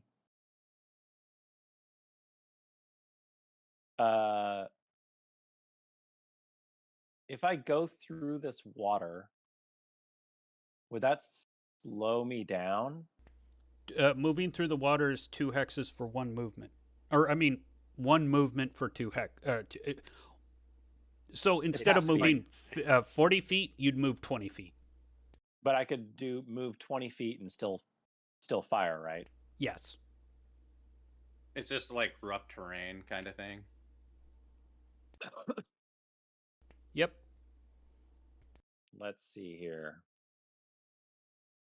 I wonder if. Nope.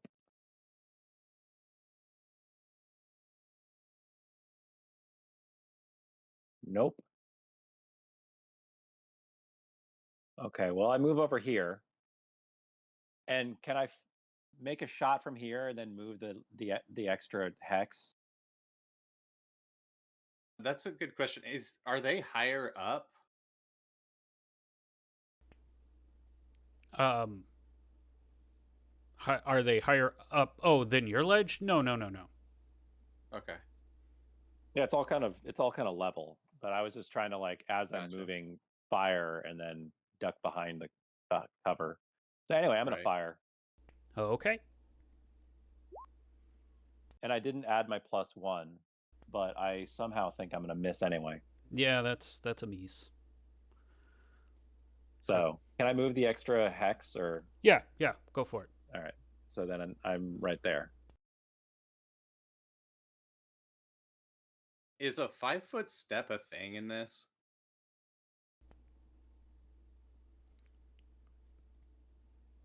That you are I'm able to guessing not. move up to your movement. I guess like technically that Well, was multiple move actions, but I'm gonna let that slide. Yeah, that's why I was curious. Yeah, because saying like Pathfinder, you can do like a 5-foot step, after certain actions and such. All right. Who turn is it? It's whoever's. You all go on the same initiative. Oh, by the way, how far is the reach of my lantern? That's a good question. 30 'Cause he feet. hit 30, Uh-huh. so I couldn't even see them from where. You can see them because of the campfire. Or Oh, okay. or no. No, actually at this point you cannot. Oh, okay, good. Yeah, actually the campfire, right? You can see that, but they're somehow past the light's edge. Right.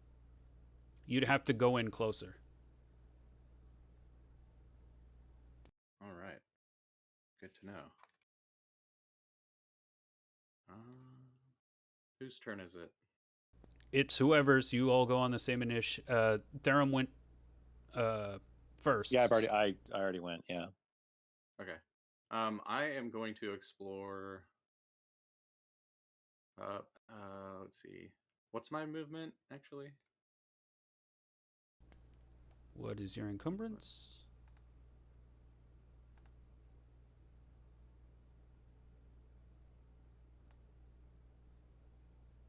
I don't know where to find. Or is it standard?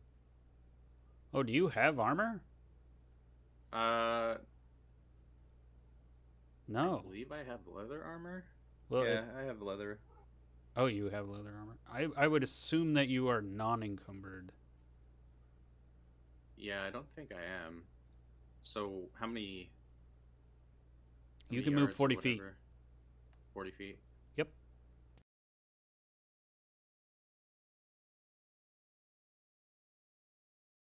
Pardon my lack of familiarity with.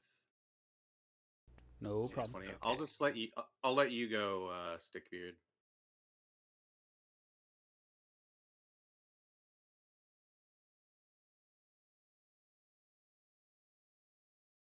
Okay, figured it out. Okay, so that's 25.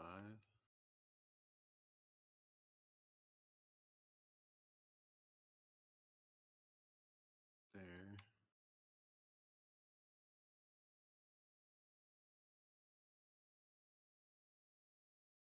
$35, $40.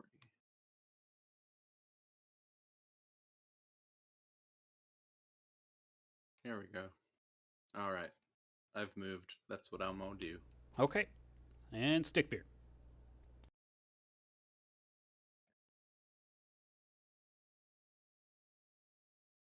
One, two.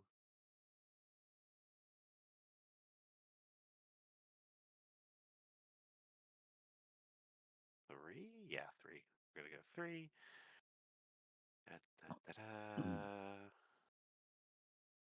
5 to 40. All right. Yeah, we're we're slinging a sling at this dude. So medium range. I'm not sure what the modifier to that makes it. Oh, medium just means there's no bonus or yeah. Okay.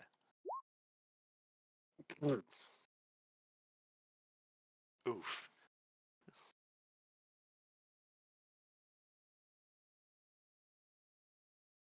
Yep. And shot goes wide. Um, Can I? I don't know. Yeah, I guess that was the movement. And there we go.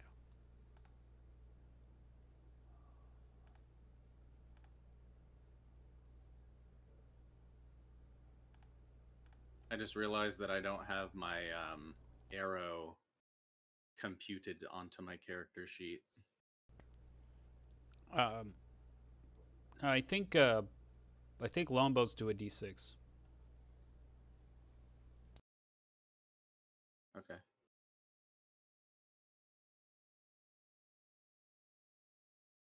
Okay.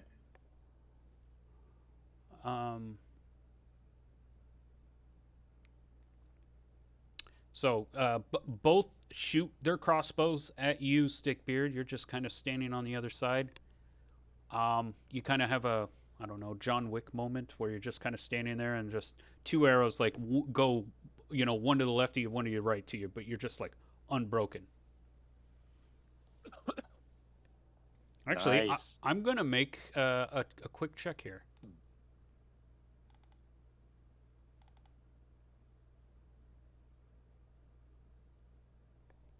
Yeah, they remain steadfast. Roll an ish.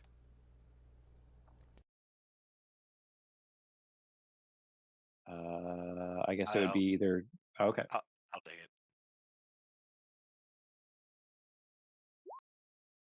it. Ooh. Nice. So I'll actually, if you don't mind, I'll take the opportunity first to basically make another sling attack at the guy who Do tried it. to grab or tried to hit me. Do it. Oh gosh, I don't even know why I'm having you guys actually roll initiative. As long as you're not using your slow weapons, you will always go before they do. I don't know what I'm thinking. Yeah, true. Anyways, so you. Well, 17. That should at least hit one of them. I hope. Yeah, and 3 damage, I guess. Well, Honk. And then yeah, honk back. And then I'm going to step out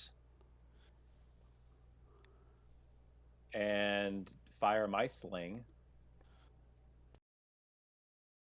which is 40 feet. Oh! And yeah, you take him out.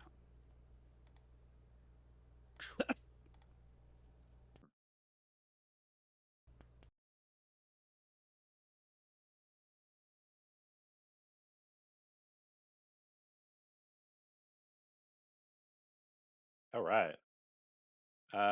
After a while from throwing that sling, there's just an eerie silence. You don't hear them shuffling, like you don't hear any more shuffling bolts into crossbows or the winding sound anymore. Everything just kind of falls silent.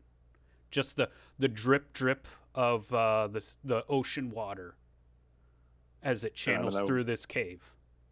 I'm gonna wander into the camp. We're out of combat, correct? Yes. Right.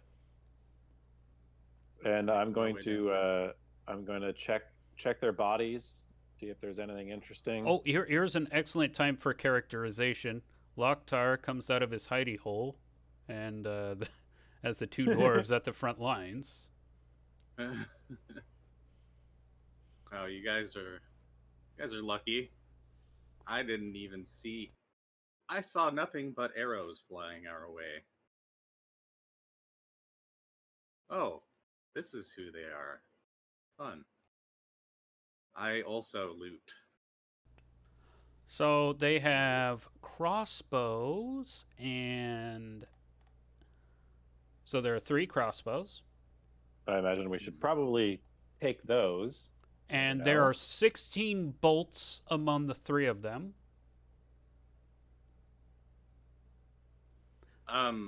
They aren't wearing armor. What they are wearing though is like dark cloaks and dark hoods.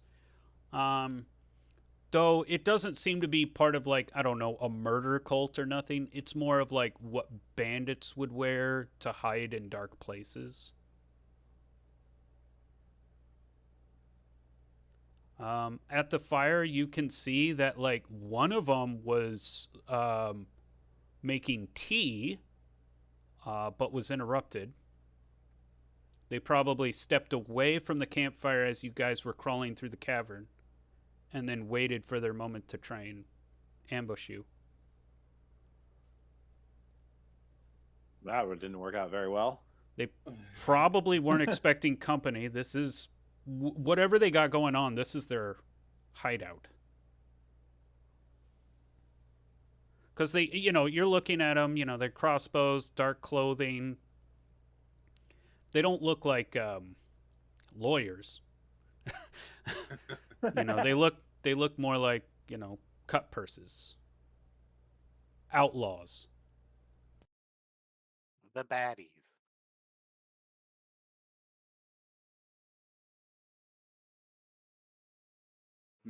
I'm not gonna wander too much farther back there. Yeah. Without Do these caves lead anywhere else, or does this cave lead anywhere else, or is this kind of it? We don't know. How far can you see, actually, with your dark vision? 40 feet, no, 60 feet. 60 feet. Oh, okay. Yeah. So it looks like he can see that it's a dead end. Yeah. Yeah. Okay. This is just a little nook. You do see like there are some cots back here, so this might have been their sleeping corner, and this is where the water seems to drain in or flow in from.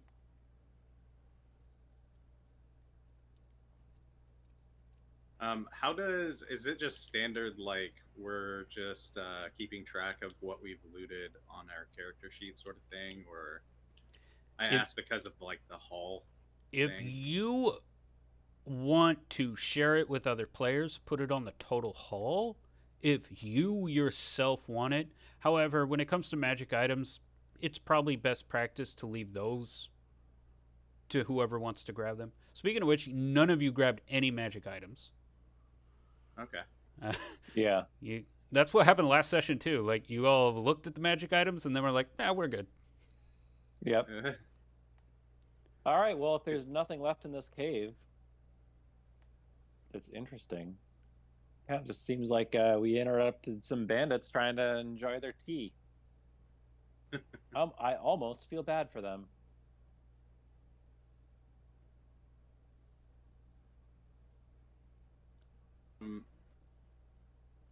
Let's Well- see. Where would I add to the hall, by the way?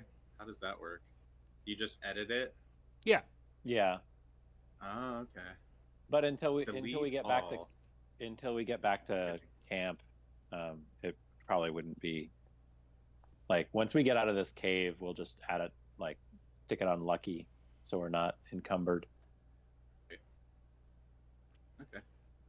Speaking of which, shall we move on? Yes. There doesn't seem to be anything else in this cave.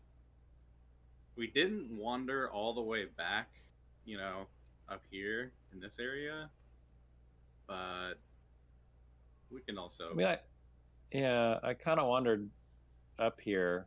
I don't think there's anything. Is there a? That's just a. I don't think there's anything back there, though. Is there? Okay. No, there's nothing back there. Yeah, it seems to be a closed cave system. All right. All right.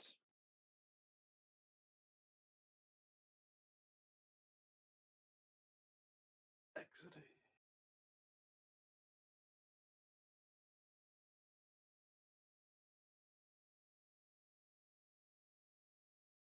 Where are we looking at time-wise as far as you guys? I don't have anything going on, but I don't know on a standard Sunday stream what time you guys Typically call it call. around 2.5 to 3 hours. Okay. Yeah, normally I have Pathfinder on Sunday, so I'd be wrapping up around now, but I don't have anything going on today, so up to you guys as far as You how guys long you could. want to keep going. I think one more point of interest. Okay, sounds good to me if you guys are down. Yeah. Okay, Yeah. sweet. So it's Yeah. mid morning at this point. You guys have spent probably, it's been 2.5 hours. You guys have been out.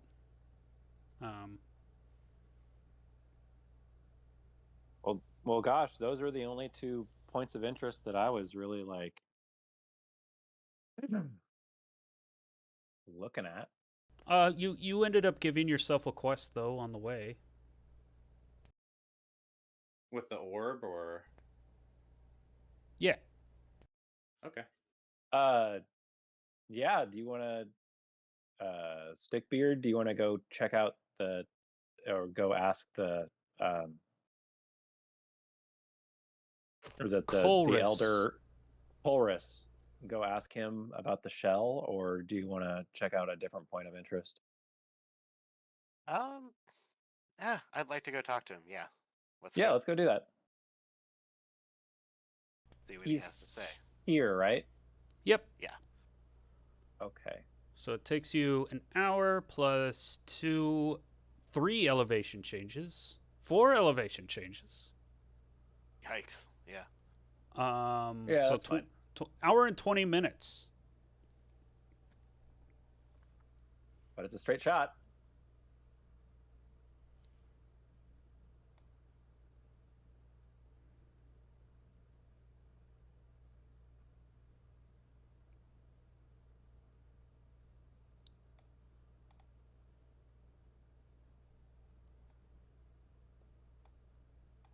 Ooh.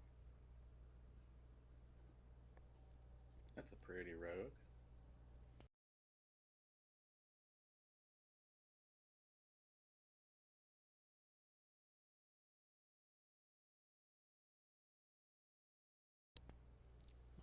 So you guys approach the perimeter.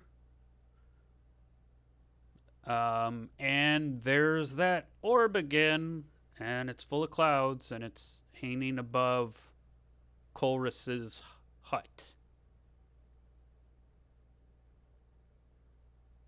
Wait, What? orb? Oh, What? you've encountered this before. Every time you come over to Colress, he's got this weird cloudy orb. Though in the past, you've never really asked about it. You just stand at the perimeter of his cabin and yell out to him. So this is just like a porch light, or You're not sure what it is. is it menacing? I've never been here, so Yeah, I mean, Loktar, you've seen some magical artifacts, but you're looking up at that floating glass orb that's full of clouds, that swirling clouds, and you're like, but that's obviously magical. Stickbeard, Therum, should I be concerned about that orb? Not anymore. Now that you're Oh. with us. Okay, good. That's reassuring. Well, I don't see our icons. Oh, I don't know what this is. in basically civilized places, the only place I have your tokens is at your home base, only so I can copy and paste you guys. But whenever you go to peaceful locations, keeping track of tokens really isn't helpful. Gotcha.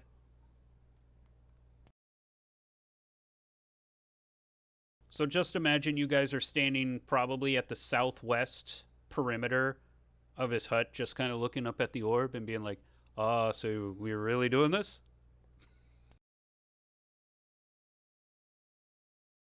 Are we gonna go inside or Yeah. okay? Walk up and Have you guys been here before? I haven't. several times. Yeah, at this point. Okay. All right, lead the way then, I guess. You guys step within a perimeter, and the clouds, lightning bolts start to course and through the clouds, and thunder can be heard. And that's when the front you hear the front door open, and because you guys are standing kind of on the southwest side, you don't see Colress directly, but you hear his voice. Hello, who's out there? I know you're out there. Hey, Chorus. Oh, it's you. Where are you? You know, you kind of see him like walk from the north entrance, start looking north, looks east, then looks west and sees you. Oh, come in. I was just having my tea. So, Colress is a rather tall, even tall for an elf, but really old, has bright white hair, like super white, and bronze eyes, like meaning like his eyes actually have like a metallic sheen to them. Crazy. You know, pointed ears, and he's wearing big, thick, earth-colored robes.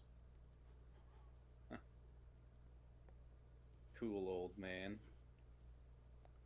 You come in, and yeah, he's got that herbal tea. It's not really to your dwarven palate. So far, only the elves have been able to enjoy this tea. Yeah, but I'm not rude. Right. No, like Brock has stated on many visits how he has, like, to be polite, he will drink the tea. But yeah. So, what brings you to my neck of the woods? I saw you out there. Your whole camp, you moved right next door. Congratulations. Thank you. I figured it was about time that we got out of the beach sand and out of something slightly more stable. Yes, it is interesting where you decided to relocate, though. It's outside of the Kingdom of Vassith. Was that on purpose? Are you trying to get out of some kind of legal loophole? Not pay taxes? Well, down with the patriarchy, down with taxes. But that's not. But that's. We just wanted to stay out of everybody's way. We didn't want people to be like, but that's my land. Oh, well, We're trying to reestablish ourselves. I see. Well, you kind of put yourself in the middle of things, actually. How so? Well, the Dwarven kingdoms to the west, and the Kingdom of Vassith to the north, that place where you just settled is the borderland between them. And to say that the dwarves and the humans have gotten along swimmingly would be, well, lying. They tolerate each other, but it's been strained, especially with all this business going on in Nurten. Since Nurten has fallen, the trade routes through the Dwarven kingdoms has been overstressed. They've started putting out checkpoints.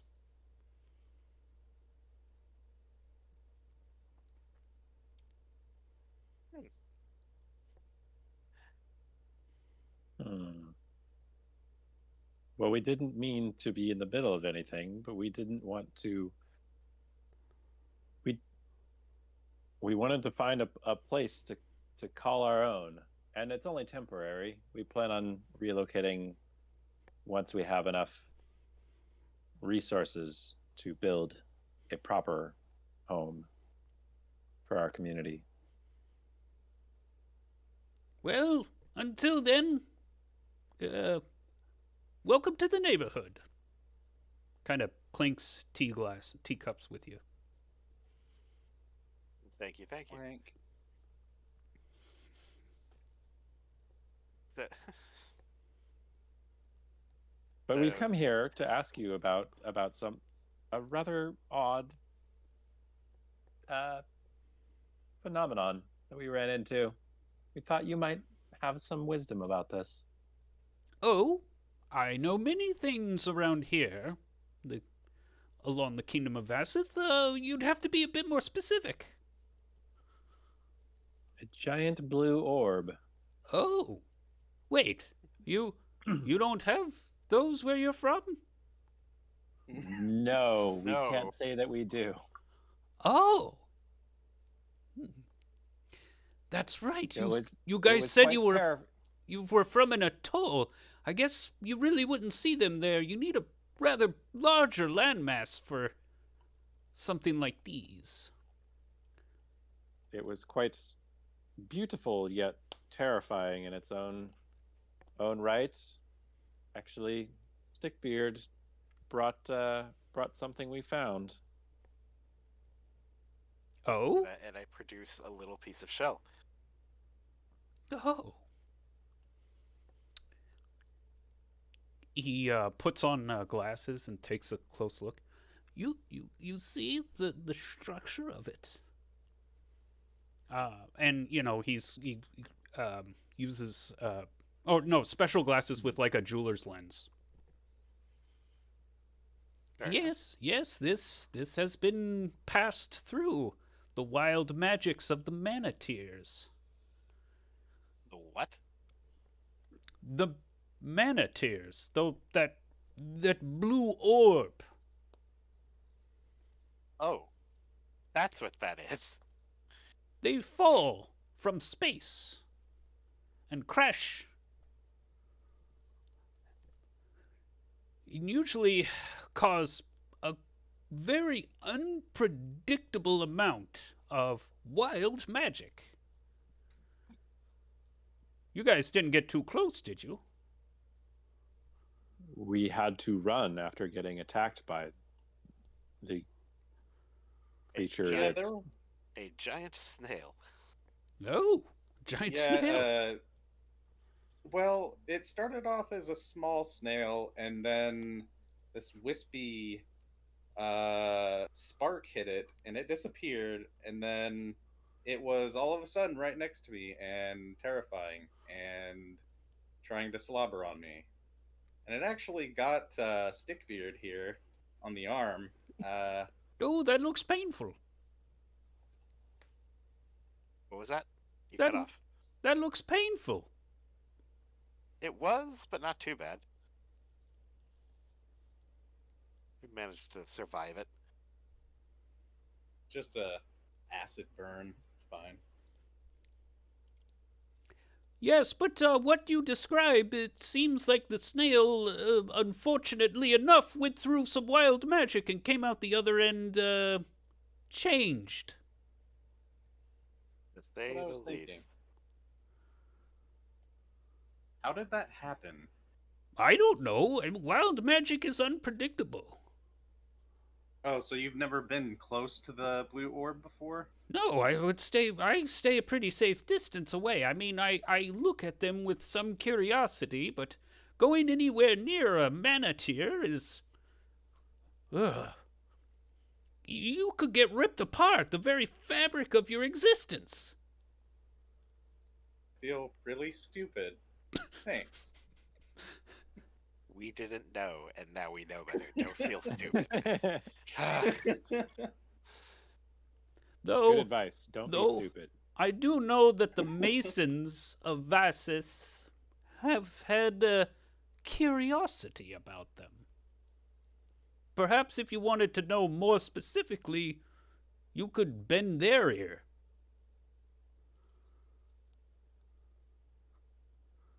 The Masons? Maybe Yes, yes, the Masons. They are the Mages Guild in Vassith. They build the walls of the Castle Vassith, and also homes too.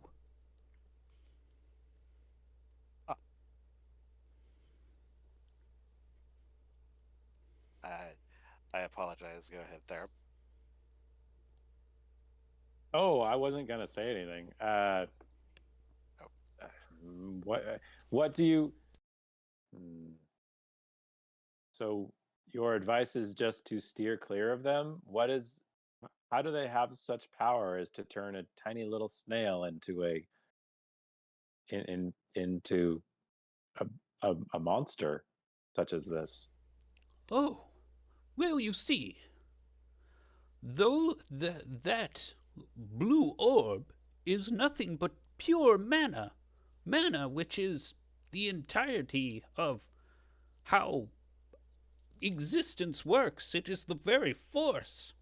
It was Erda who first swam in the swirling pool of mana and taught his secrets to the rest of us.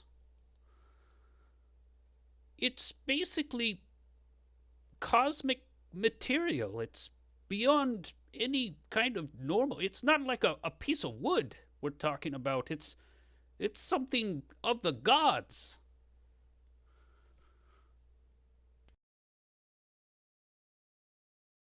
Not Any for mere god in mortals like particular? us. What was that? Oh, not for mere mortals like us to trifle with, apparently. Any particular god? Or just gods? Oh, well, I mean, in the creation of our universe, first came Erda, who, swimming in the pool of mana, learned all sorts Blessed of be. tricks. And he taught those tricks to the rest of the gods, and they all became wielders of mana. And through that, Corum, and he kind of like holds out his hands, signifying the planet, was created. However, that mana that falls to Earth is still from the uh, outer regions, Huh. beyond the stars. It is not of a terrestrial make. It is something entirely different.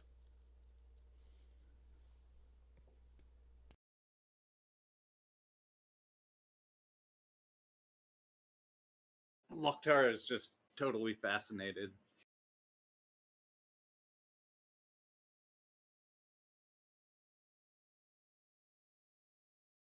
Yeah, this is beyond Theram's comprehension. Theram is strong, but not particularly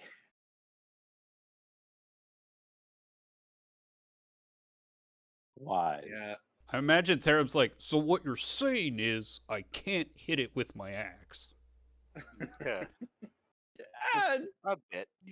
I mean, maybe not that blatant about it, but yeah, it's, definitely Theram is perplexed, just doesn't really kind of understand what, like, this is all just wizardry to Theram.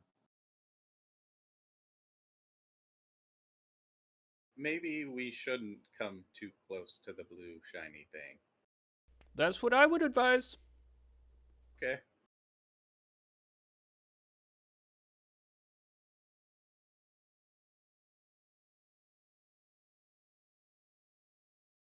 Do we have any other wisdom this guy might be able to impart upon us?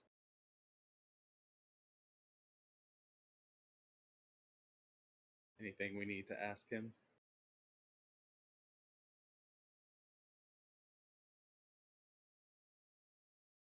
Hmm. You mentioned the kingdom of the dwarves. Yes. Where does that begin? Oh, just a few miles south from where you guys are. You can see their mines in the mountains. Yeah, and he actually, because he's got that window right there, he actually kind of points out to the southwest, and you see, the mountain range where you guys were on the western edge of the cliff face where the basalt columns were, but it's that same mountain complex. Do you know of any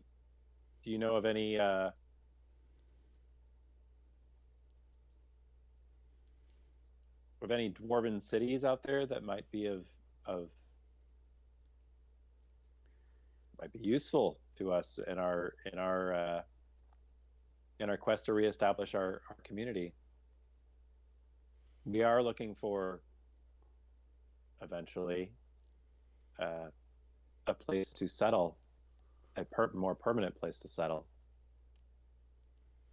I am not familiar with the dwarven domains. I have pretty much stayed here in the Kingdom of Vassith. The towns to the south, they've changed names so frequently it's hard to keep track.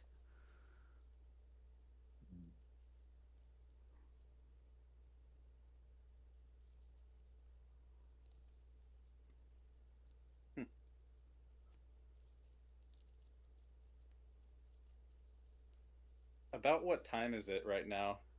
It's In-game? about late morning now. Oh, okay. You guys have sat here a while with Colrus. His crystal golem Finster, tries to serve another tray, drops the tray, and Colrus starts whacking it with a stick. He's like, Finster, you clumsy nincompoop. No.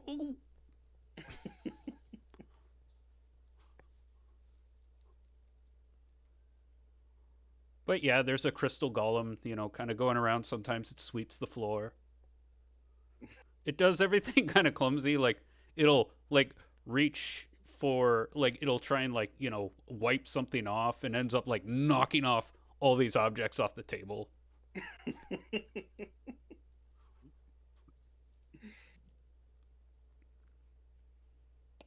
Well, Lokhtar's stomach starts to growl, and he announces that he's ready for some lunch, or brunch at this point. So are you guys interested in heading back to the camp and getting some food, or did you guys want to go somewhere else?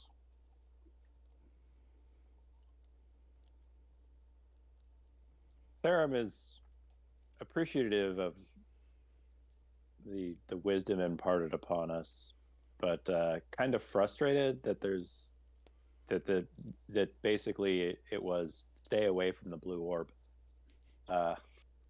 He did say the other thing was like, well, but if you really must know more, talk to the Masons of the Kingdom of Vassith. Yeah. So there's your lead on the orbs. Yeah. But I don't believe we're going to get to it. We need to go back to camp and inform the others, I suppose, of what's transpired today. Agreed. All right. Thickbeard, what say you? Metagaming a little bit. Like, we got a half an hour. We might have enough time to go talk to these scholars or talk to these masons. If it's just talking to them, and then perhaps they could point us in the right direction. True. Where? That's a great idea. Vassith. I forget what Vassith is. Oh, Vassith is the kingdom. Oh. You're in Vassith right now. But if you where guys could we find a representative of the Masons? That would be in the Castle Vassith. However, getting there is far trickier now that Nurton has been overrun by the undead. Okay. And there we go. Ta-da! Okay, that's something that might take longer than a half an hour to deal with. Yeah. Thinking so. Okay, then fudge. But I know. I know. So curious about this orb, and yeah. I want to know more. Well then, please, let us make a note of that, and then next time our goal is to purify, I guess. What was that town name again? that was overtaken? Oh, Nurton. Nurton. Nurton? Nurton. Nurton. Nurton. Make way for the siege of Nurton. I will say, actually, I mean, because you guys do have about 30 minutes left, you could go to Maurice's Reach to grab lunch and maybe ask stuff around, just as an alternative. If you didn't want to leave this session immediately, that would be. Go to the tavern, and It's only 10 minutes up the road. Like, Colress lives just south of Maurice's Reach. yeah, we should go to the tavern and check in on how things are going after it was crashed by our more lively community members. Oh, no, that's a different town. Oh, right. Okay. Yes, mug of ale sounds great. Let's go. So, as you guys approach, and again, I'll explain how this layout works. You do there's have labels. Yeah, there are the labels, which is fine. But basically, you approach from the north, and there's like a wooden fence. It doesn't have a gate, so it's like this wooden C shape from a bird's eye view that basically chokes traffic to have to walk up north. There are residences and some goat farmsteads like just outside of the walls and some just inside of the walls, but you have to like walk past the wall for about 5 or 10 minutes before you're in this area. And as that's happening, you can hear all sorts of shouting and yelling and screaming. Oh no. Does it sound like distressing, or does it sound more like a festival? As you approach, you notice that the Farmers Guild, this building in the center, is completely crowded by people. Some are banging on the windows. They're just shouting. It's like, how can you do this? We're all gonna starve now. Get out of here. Or get out here now. Explain yourself. You just kind of hear various voices just screaming. Somebody like, the guards they got their halberds and they're like pushing some of the more unruly people away from the Farmers Guild. Looks pretty chaotic. Theron picks somebody sort of towards the back who isn't like actively angry and just kind of casually asks, what's going on here?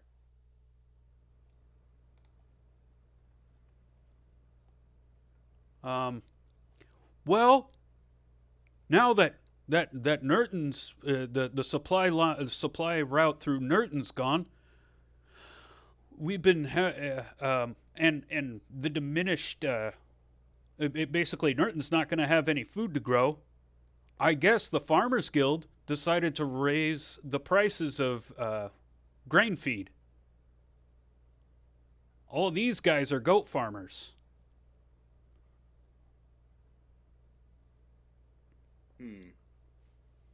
And wait, let me use an actual NPC, because this is the perfect time. This is the moment I've been waiting for. Guys, can you please go to this town and talk to this NPC? Please? Wink. Not so subtle wink. Okay, yeah. So this person is a woman of very skinny build, but very graceful. She's wearing not necessarily commoner's clothes, not necessarily tradesman's clothes. So, she doesn't look like a commoner, but she doesn't look like a noble. She's wearing tradesman's clothes. She's got long brown hair and blue eyes, tan skin. And she kind of has this, as she's explaining it to you, she just kind of has this, like, happy-go-lucky, almost disconnectedness from it all. Like, she's laughing at the situation, so to speak.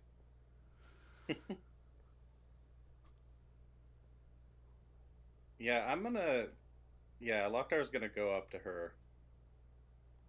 So already talking to Therum, and I assume you guys are all kind of next to each other, holding Lucky kind Yeah. of behind you. Yeah. Oh, Yeah. Yeah, so you have her attention. I mean, she's just kind of hanging back, watching the crowd. Oh, at some point, a window shatters and the crowd cheers, and then the person who threw the rock gets taken down by 2 guards.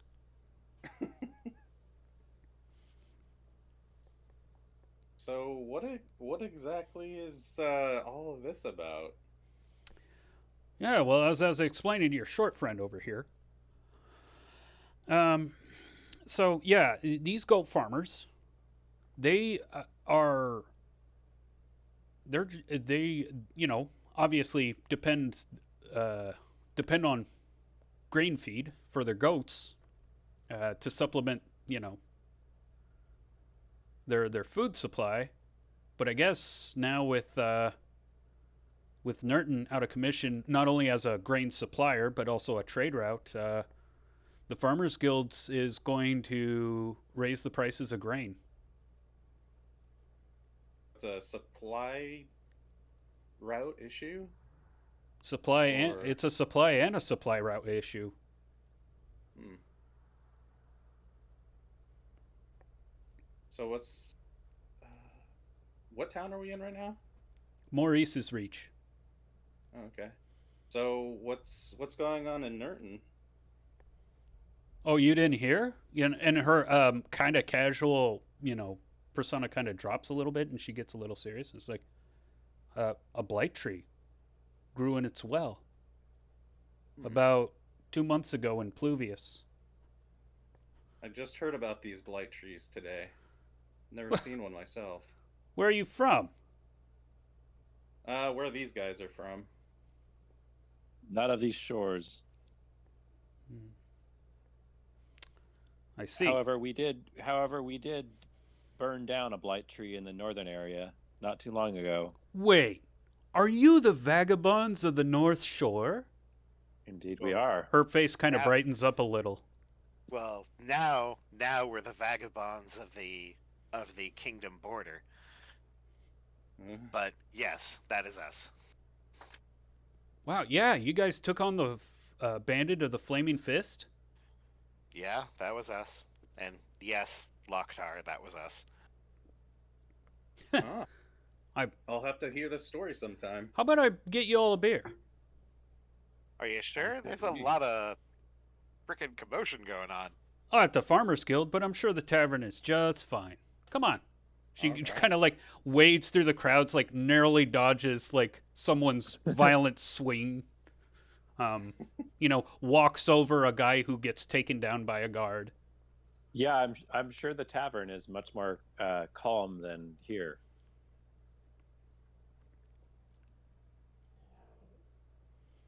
Yeah, I kind of just have the same kind of casual walk about me, just interesting. We certainly don't want to get involved in the trade dispute here at this moment. Yeah, some ale sounds good. I'll take it. So, lady walks in, and you, Therum and Stickbeard, you recognize the bartender from last time. She's kind of a average height, older lady with silver hair and one of the meanest RBFs ever. She looks like she's mean mugging, but she's just not, she's just relaxing, Oh, and blue eyes. And she's, she sits behind the bar. Oh, and when the person who's accompanying you walks through, goes, "Oh, hi, Orntish," and the woman, you were standing next to says, "Hey, Odalind, could we get 4 beers? And you guys hungry?" Sure. If you're buying. 4 bowls of brown. Just put it on my tab. And the bartender kind of nods and starts going to work. You guys pick a table. There are there's another group of nondescript NPCs, different from the last time you guys were here, but like their hands are covering their face. They look really stressed out. One of them like occasionally wrings his hands, kind of looks over and is like, "What are we gonna do? Like, I can't afford to feed my goats. They're all gonna starve." That you can just kind of hear them muttering to themselves. But anyways, Orntish is like, "So tell me more about your where you guys are from." Well, it was such a nice island. I miss it.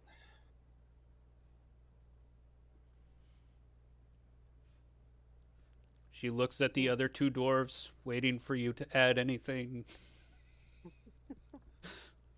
Well, of course we miss it, but right now we're in the middle of trying to gather enough resources to, secure a permanent community for ourselves in this new and unfamiliar land. And we're looking for ways to help people out in return for pay. We wish to make a living for ourselves, here. I honestly forgot much about out of game here. I forgot much about the island that we're from. Not gonna lie. No, it was destroyed. I don't really. I think it was like a natural disaster or something like that. Ice storm. Yeah. Ice storm. Yeah, it was completely wiped out. We had to leave. So the whole community left, and we wound up in this land. Yeah, the fields. Yes, it was too cold.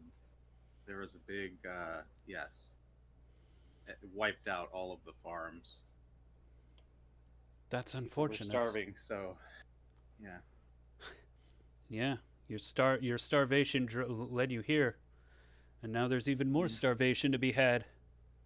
Seems like you can't escape your fate.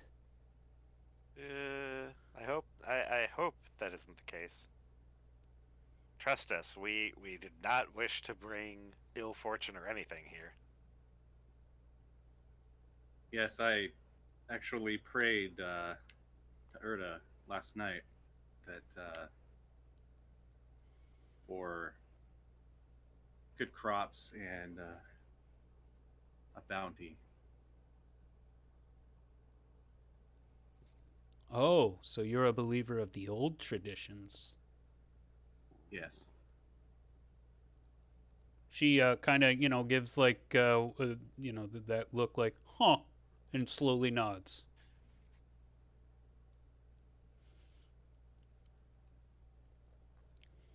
You're not as kooky as you seem to be.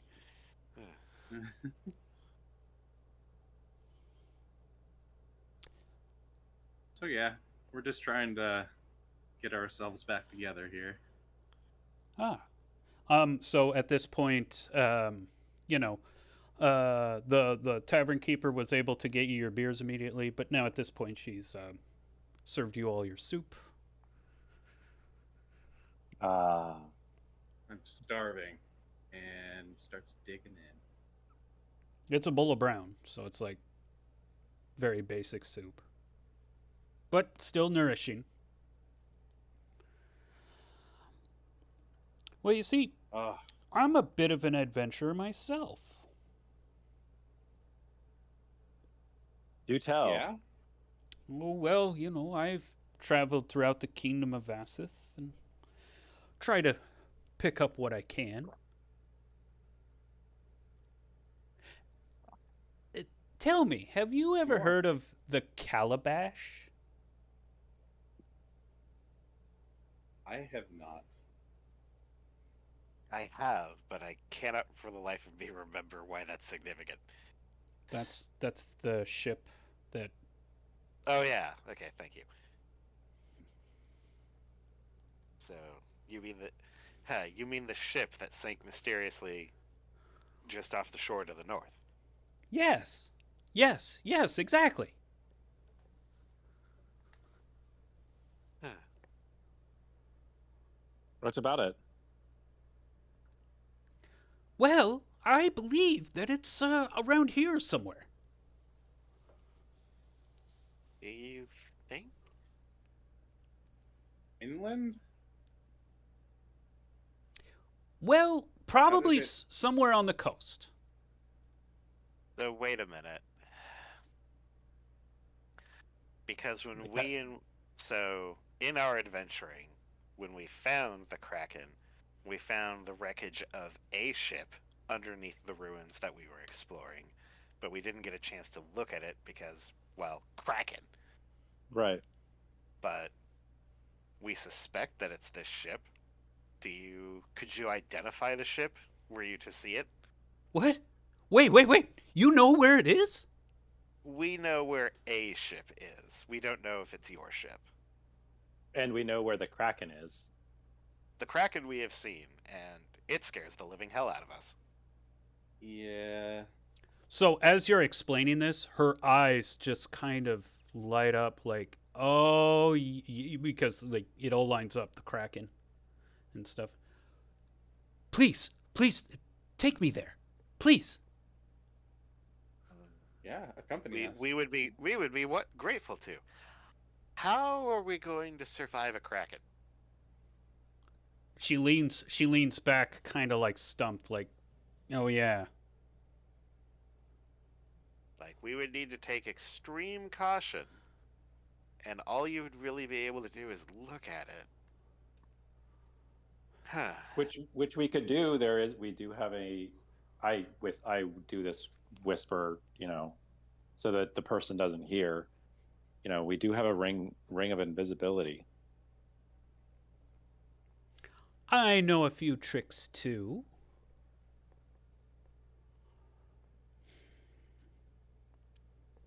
Dar has no idea what's going on with the ship. Leans over and asks, what might be on this ship that is of value? Treasure. That's actually a fair Okay. question.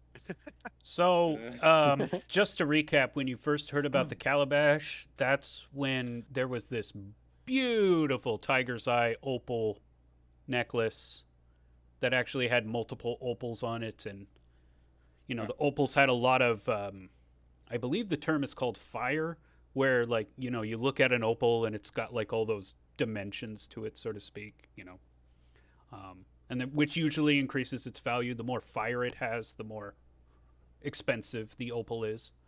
But yeah, then you gifted that necklace to Lady Vargas as kind of a peace offering. And she mentioned, oh yeah, that probably came from the calabash. And that's when you first heard about it.